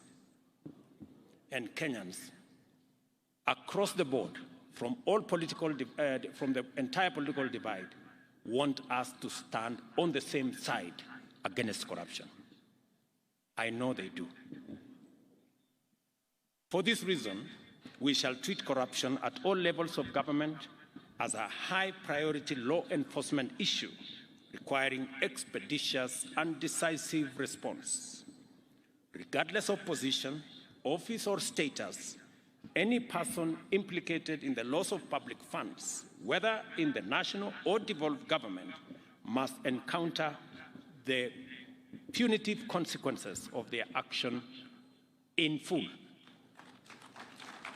I expect the agencies concerned to move with speed and attend to the many cases of corruption that are festering in many counties, including Uasin Gishu County. I wish to submit to this conference that we have a proven hack, a smart solution to kill the two birds of poor governance and efficient delivery of service with one stone. That hack is digitization and automation. I therefore encourage you, my friends, the good people who run our county governments, to embark on the journey of integrating digital solutions and ICT to service delivery and project implementation in your counties. We are open and we are going to support all the county governments to digitize their service. I am very happy that many counties have come forward to work with the ministry responsible, the ICT ministry, and the Ministry of Interior in making sure that we digitize all our services. I have also instructed the departments responsible to work with counties. If you need support in matters of raising revenue, digitizing the revenue space, we're going to work with you so that as we digitize services or collection of taxes at KRA and other areas, we are ready to work with the counties to make sure that we support the counties as is required of us by the law in making sure that you too are part of this digitization and automation process. Let me make a summary, let me make a summary in a very short way of where I think what I have said in many words. There are 5 points which I want to put across to my friends, leaders who are here. I know we have ministers here, we have governors here, and all our executives are here. We have PSS, we have CEOs, we have CECs, we have very senior staff from all our counties. It is said that you cannot do the same thing in the same way over and over and expect different results. It is actually a streak of madness if you expect anything different. So, as a country, we have a historic moment to take this country to the next level. I want to persuade governors who are here. We have a historic moment. I want to persuade ministers who are here and Kenyans who are listening to us. We have a historic moment as a nation to change the trajectory of our nation and to unlock the great potential that Kenya has always been and make it a reality for our people. And we just need to do a couple of things. Let me just give a few examples. Today, we import 520 billion of food items every year. Every year. from edible oil to wheat, to sugar, to rice, you know, things that we can produce in Kenya. We must undertake, my buddies, governors, we must agree that it is time. We have the human capital, we have the resources, we have the land to produce all these items in Kenya, save ourselves foreign exchange, improve the earnings of our farmers, and improve the general wealth of our population. Because this 520 billion is a market that we don't have to look for. It is a market that is already in Kenya. All we need to do is to produce and satisfy that market. So, edible oil, for example. I have had a conversation with many governors.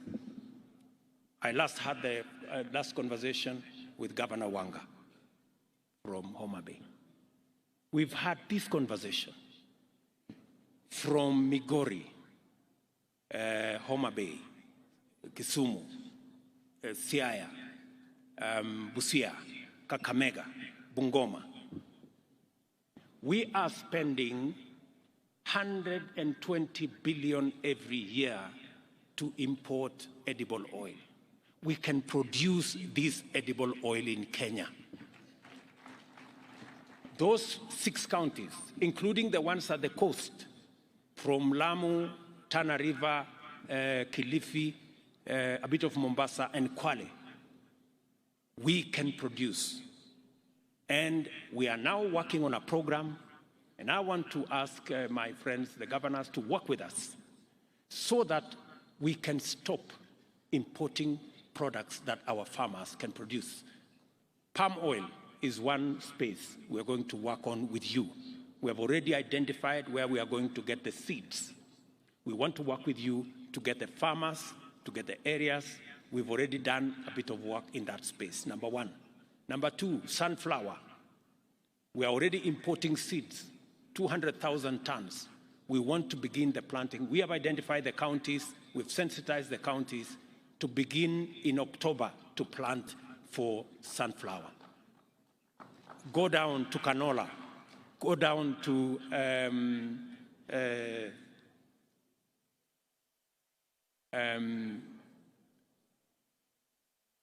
sesame in Busia.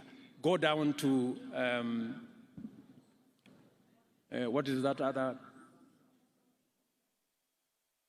Groundnuts and the rest of them. We have all that space to produce edible oil in Kenya. I want to encourage the counties who are here to work with us collaboratively.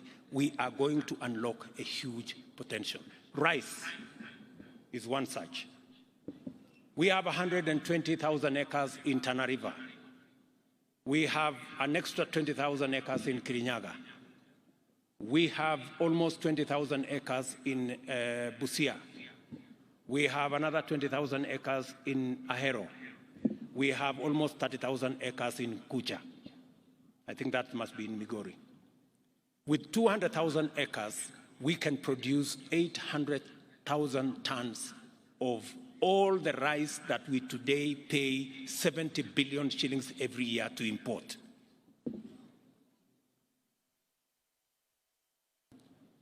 The numbers are there, the farmers are there. We have what it takes to do all that. Let me also say something about sugar, which we are sorting out, cotton, which we are already disputing, seeds, livestock. We have 650 milk coolers that shortly we will be distributing to counties to support our dairy, make sure that dairy and milk is of the quality that gives us more money. The whole space about leather and meat and what we are doing in that space. Good people, we must stop importing these 520 billion shillings every year that our farmers can produce in Kenya, and we need to work together to make sure that that's not what happens. Number 2, we need to agree on being deliberate and intentional about creating opportunities for our young people to find jobs and work. You heard my elder sister Meg, what she said here. By the way, many people may have been wondering whether she was talking about Kenya or another country. For your information, she was talking about Kenya. Yeah?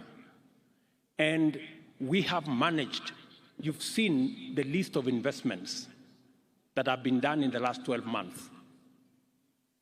And it is because we made a conscious decision to change some of our policies. When I made a commitment, when I went to the American Chamber, when I made a commitment that we are going to change our laws, we are going to change our policies to make sure that Kenya becomes investment friendly. Many people did not realize where we were going. Today, of all the 9 or 10 issues Meg put here, we have implemented 80, maybe 85%.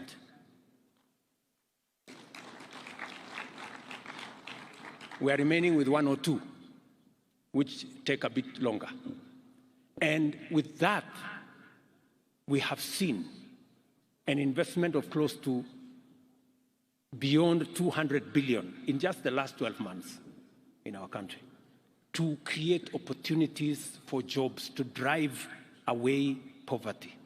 We must be intentional,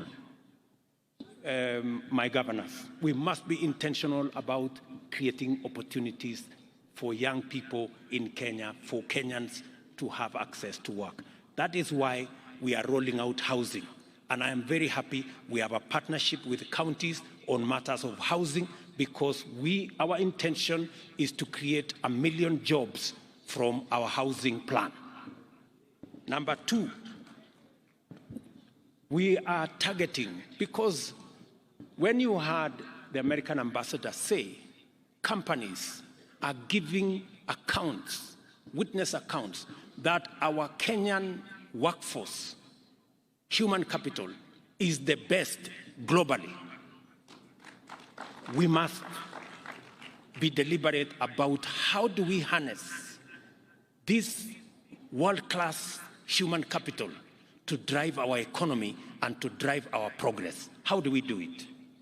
Number 1, we made a conscious decision this year that we are going to invest more in sharpening that human capital by investing more in education.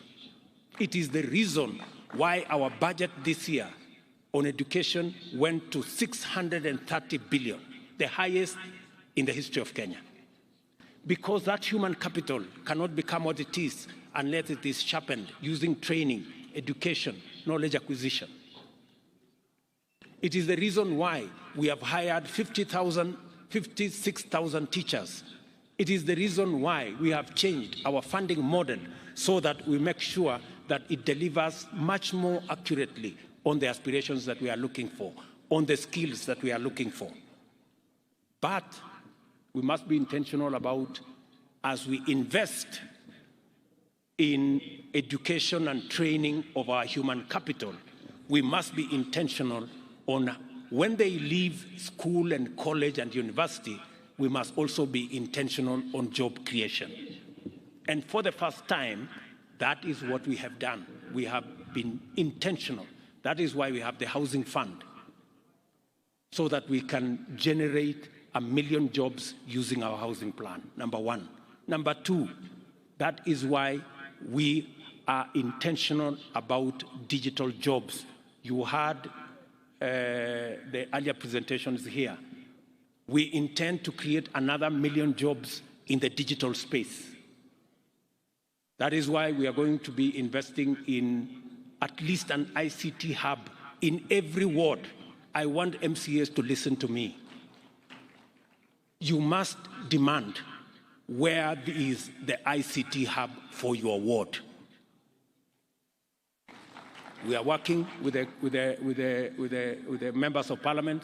We are working with the ministry so that we can have 500, 1,000 young people around our ICT hubs for digital jobs. We have huge opportunities for digital jobs. Number 3, and before I go to number 3, I have also asked our friends, the county governors, that we also want to tap into the vocational training centers under the county governments. We want the vocational training centers to be also hubs of ICT. We would want to invest in at least an ICT hub in every vocational training center, so that again, we can train more, we can use technology, so that this world-class human capital we have can work for the globe. Number 3, we are working on making sure that this world-class labor we can export. And I want to thank many countries that have given us opportunity to export our labor. I have given very clear directions to my dear sister Florence. She knows what she must do for us to at least get 1 million exports of labor from Kenya, 1 million jobs.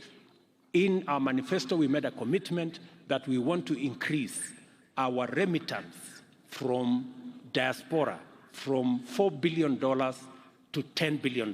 That is 1 trillion shillings. That is going to be an opportunity for us to create jobs. And finally, on matters job creation, we have advertised, I think, the first 14 county aggregation and industrial parks. We have already gazetted, I think, 5 special economic zones. It is one of the conversations we had with the American Chamber of Commerce. You just heard the opportunities. The American market alone is expecting more apparels from Kenya. That is why we are establishing a special economic zone in Busia, in Eldoret here, in Naivasha, in Dongokundu, in Sagana, in Del Monte, down there, and we are looking for additional land so that we can increase the scope of our exports into the globe. We have huge markets waiting for our products out there. Those are areas of job creation. You just heard that with the little intervention we made, there is a new investment in Athi River that will create 20,000 jobs. These are opportunities, and I really want to have a conversation with our county governments so that they too can take up and pick up these opportunities and drive them. I wanted to say this. We must be intentional, we must be deliberate about creating opportunities for Kenyans to work so that we can improve their incomes and we can drive our progress. Number 3, partnership. My friends, governors, I'm really asking you to work with the national government. In this national administration, you have a partner and a friend. We have no intention whatsoever to take over any county function. We have no intention, and I want to say on this platform, all we want is to support the county governments for them to achieve their mandate, and we will support you to the extent that you want us to support you. Yeah? Because we do not want to take over any function. We want to help, because the success of every county is the success of Kenya. Because we do not have citizens that belong to the national government. We have only one citizen. Those who elected you are the same who elected the national government. Si ndio wangwana? So hapo ndio mimi niko. So issues like UHC, we want to work with you. Community health promoters, we have already agreed on a formula. We will co-fund the 100,000 community health promoters. We are going to equip them as national government. We are going to work together to make sure that delivery of health products, health services is efficient and reaches the last mile, and counties are best placed to do that. We need to work together on markets. As you have seen, markets is run by counties. But as you also know, in my campaign, Mama Mboga was front and center of my campaign. I simply cannot walk away from them. So I have to build these markets. And we intend to build 400 markets across Kenya, maybe 500. We're going to spend about 20 billion in building the markets. The markets will be handed over to the counties. You guys will run the markets the way you want. You will decide who is in those markets. You will discuss with us. And I'm looking for a partnership with you so that if you want to improve on the design, I am ready. If you want to improve some of the funding, I am ready. If you want us to change from here to there, sawa. Lakini soko tujenge, because I saw in the presentation here, the women are saying walikuwa wanalimu wanajua. So nitawasaidia kupanga kuweka shade everywhere na kupanga hiyo kuweka mahali iko stima, mahali iko nini. Let's work together. Let's also work together on matters to do with county aggregation and industrial parks. I must congratulate counties. We have a fantastic working relationship on county aggregation and industrial parks.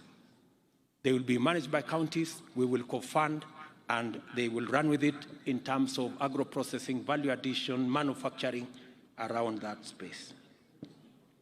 We need to work together on distribution of fertilizer. I must commend many counties who have worked with us in providing the last mile delivery. As you are aware, we believe that counties have the capacity, working with the national government, to be able to deliver to the last mile. Let us work together on matters mitigating climate change. I'm very happy that today you overshot your target of planting 2 million trees. I am told by the chair you planted 7 million trees. Tuwapige makofi counties jameni. They've done a wonderful job. That's the space. Work together on manufacturing. Work together on mobilization of revenue. You know, even as the national government works hard to keep up to the schedule on paying on time for the shareable revenue, I want to encourage counties to also look at ways of own source of revenue. We are going to assist you so that you can meet your targets and we can do more around own source of revenue. All I am saying is partnership. Let us work together. Finally, we also need to work together in mobilizing resources. As you are aware, we have made the conscious decision that we are not going to run our development, the affairs of our country, by borrowing debt left, right, and center. We are going to raise local resources. We need to work together to build local resources, to raise local revenue. We're going to work hard as national government. We are professionalizing KRA to raise more money. We are digitizing so that we can eliminate areas of pilferage. We are increasing, as I made a commitment to this country, that we are going to be a country that is focused on saving. For a very long time, we ignored the saving component. That is why, as a percentage of GDP, we are among the lowest globally. We are at less than 10%. Other countries are all the way to 50%. So we're going to do more with our NSSF. We are going to do more with savings so that we can save and be able to fund our own development using our savings. I want to encourage counties to work with us in that space. Let me finally have the saying that on source of revenue and doing everything that we are going to do. The fifth thing I want us to talk about, finally, to agree on, is on the subject I already mentioned of corruption. Good people, it is not going to be business as usual. I want to say this with clarity. It is not going to be business as usual.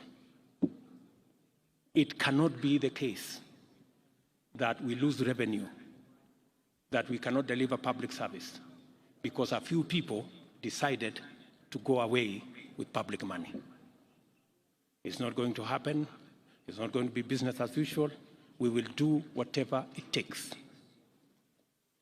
Whoever it is, whatever office you occupy, whatever friends you have, it will not be business as usual. I want to say that with clarity because I know in here we have very senior officials of both county and national government, so that when whatever happens, happens, let nobody say, I wasn't given notice. Everybody has notice.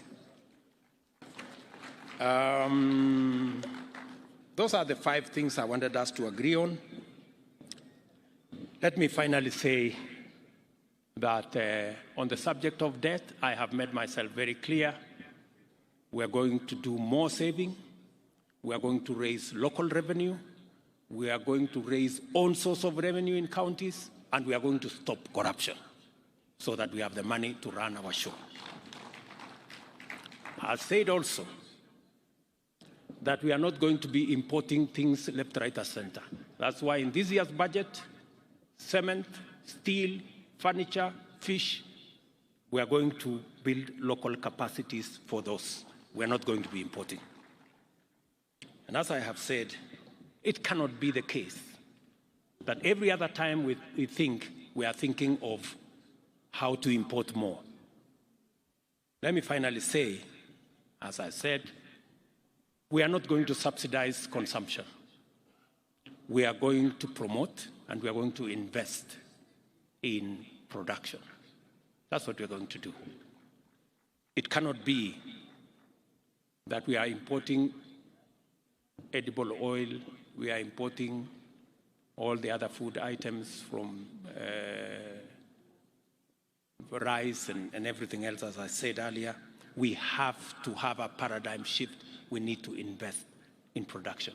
And I am very proud of our farmers. Our farmers, if there are any patriotic people in Kenya, it is our farmers. Just with the reduction of fertilizer from 6,000 something to 2,500, they have done an extra 200,000 acres of crop. If you see in Kenya, everywhere, our farmers are doing a phenomenal job in producing food for us as a country. So instead of subsidizing that corner, we are going to be promoting production. I know there is, I saw some story today in one of the dailies who said we've gone back to subsidies on oil products. Let me tell the country that we will not go back to subsidies of any nature that distort things and causes us a lot of unnecessary leakage. If the Nation newspaper would bother to understand the facts, we are making prudent and proper use of the Petroleum Development Levy that is provided for in the law. It is meant to develop the petroleum industry, and it is meant to stabilize prices whenever we have unintended hikes. Instead of the nation commending us for using the Petroleum Development Levy as was provided for in the law, they have decided to be negative. And that is how we suffer as a country. All the positive things that are made by our friends are destroyed by the very negative things that we say about our country. I hope that the Nation newspaper has learned something from what Meg said, and that they will stop this tirade against the people of Kenya and against the government of Kenya, unless they have another country that they belong to. I'm told they are owned by some people who don't live in Kenya. Maybe that's why they don't give a damn about what happens to our country. Let me finally, I've said finally several times, But you have to forgive me. I am also in my hometown, so I am allowed to do a few things. So I think I have said everything I wanted to say. I'm really happy that we are doing this. We are having this meeting of minds. I want to promise my colleagues, governors who are here, that I have every intention working with them to promote everything they are doing. And whenever they need any support from me or from the national government, we will be ready. I know our development partners have done a phenomenal job in working with us to plug the gaps that occasionally exist. And I must commend them. I must commend our development partners. They have been a very useful resource for us as a government, and we will continue to work with you. In a very special way, I must commend my elder sister, Meg Whitman. That lady is phenomenal.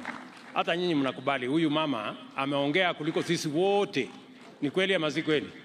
Mbona tusimpigie makofi? Simameni tupigie makofi huyu mama. We must. Tumpigie makofi huyu mama and all our development. Thank you very much, Meg. You spoke like the 50 million Kenyans, one person. So thank you very much, and thank you. I'm not saying this to say anything else about the other people. Thank you very much. All our development partners, you have done a phenomenal job. We appreciate, and I speak so from my heart. On behalf of the people of Kenya, we appreciate your partnership, we appreciate your support, we appreciate your goodwill, and you can count on ours.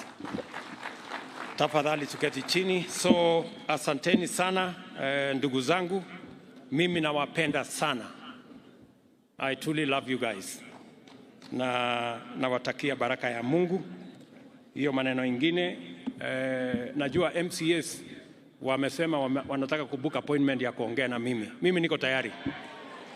Nishamwambia watu yenu ya kwamba unajua kuna maneno ingine tunaongea nyuma ya hema.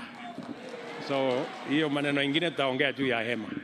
So na mambo ile ingine we will engage. Asanteni sana. God bless you and enjoy your stay. It is now my duty to declare the 10 years of devolution officially launched, and I wish you wonderful deliberations, and I look forward to receiving a report of the great job that you will do in the next 3 days. Asanteni sana. Thank you very much, Your Excellency. And just two things, Your Excellency, that we'd like you to do, and that is to launch the devolution book and then launch the joint county bankable investment book. But we'll start with the devolution book on this side. So I'll call upon the COG Executive Committee, the chair of legal, that's Governor Mutula, and USAID Ambassador Meg Whitman to just come and witness. Allow me to count you down as we wait for Ambassador Meg Whitman and also Governor Mutula Kilonzo to just come and witness. I'll count you down, and what we have on this side is the launch of the devolution book, which will then give details of what the county governments have attained in the last 10 years. So kindly, we may sit down. Please sit down so that we'll be able to see. And Your Excellency, I'll count you down. So in 5, 4, 3, 2, and 1.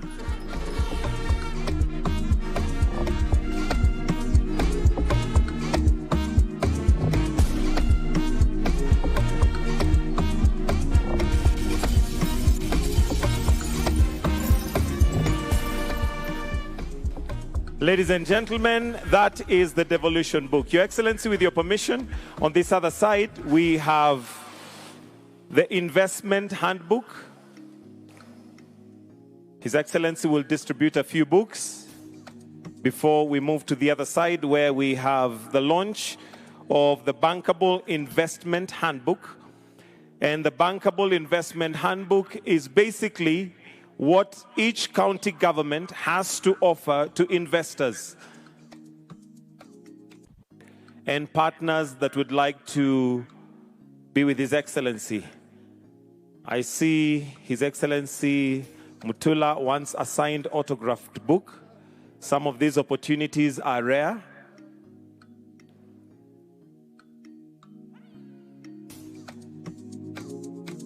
We have one more book to launch. That is the County Bankable Investment Handbook, which is to the left of this dais. And after that, we'll have one photo or two photos. Then after that, we conclude with the national anthem. So we'll proceed to the left, Your Excellency.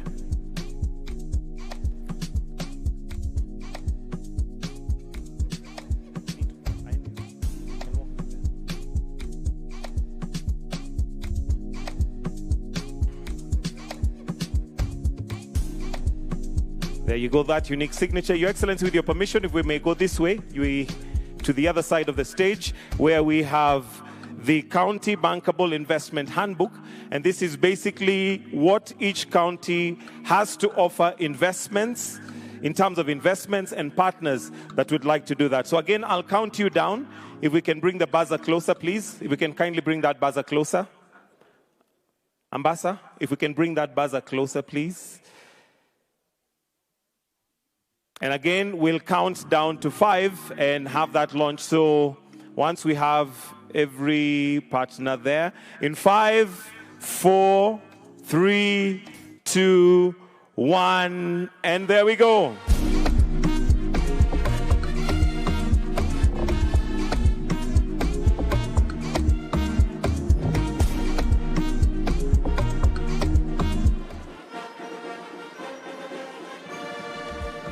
And that right there is the County Bankable Investment Handbook, launched at the 10th Devolution Conference.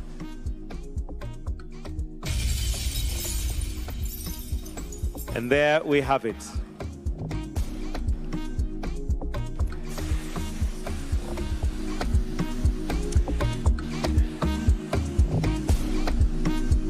If I may now request that we have the governors kindly come and just arrange ourselves here. Would like to finish with a photo. If governors, we can quickly come on stage here. Governors, kindly if we come this way to the stage. We use these stairs just for the final photo before His Excellency may retreat after the national anthem. So if governors, we can kindly just come and arrange ourselves on these stairs so that we may take a photograph with His Excellency.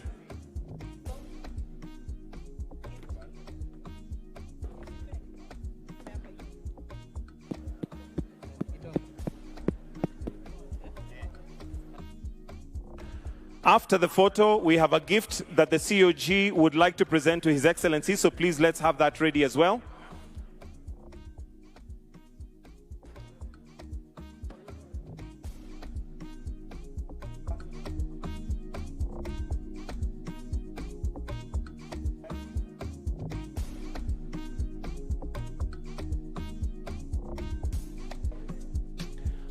All right, so after the photo session, we have a gift that will be After the photos, let's have the gift presented by the COG chair on behalf of the Council of Governors. Then I will request that we all exit the stage, leave His Excellency for the national anthem after the gift.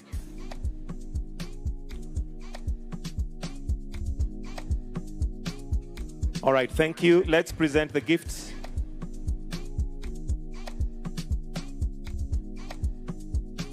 The COG chair will present it on behalf of the Council of Governors and the 47 counties represented.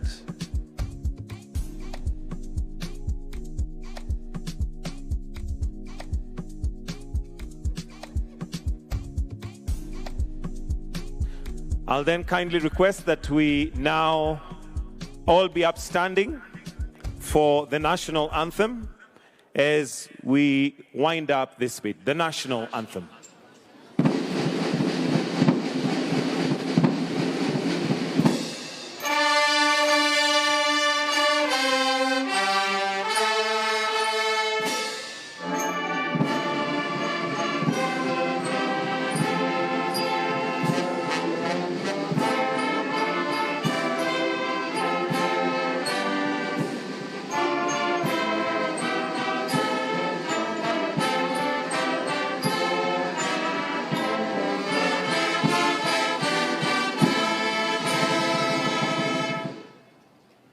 Let us all remain in our positions as we now allow His Excellency to retreat.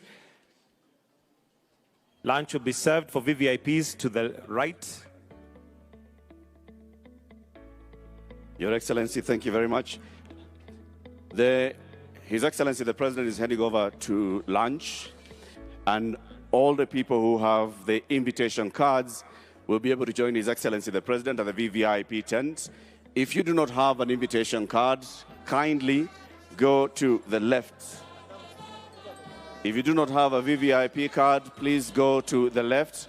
We'll be having lunches served for all other delegates on the left of the stage. The President, the Cabinet Secretaries, Governors, Senators, and VVIPs will have lunch.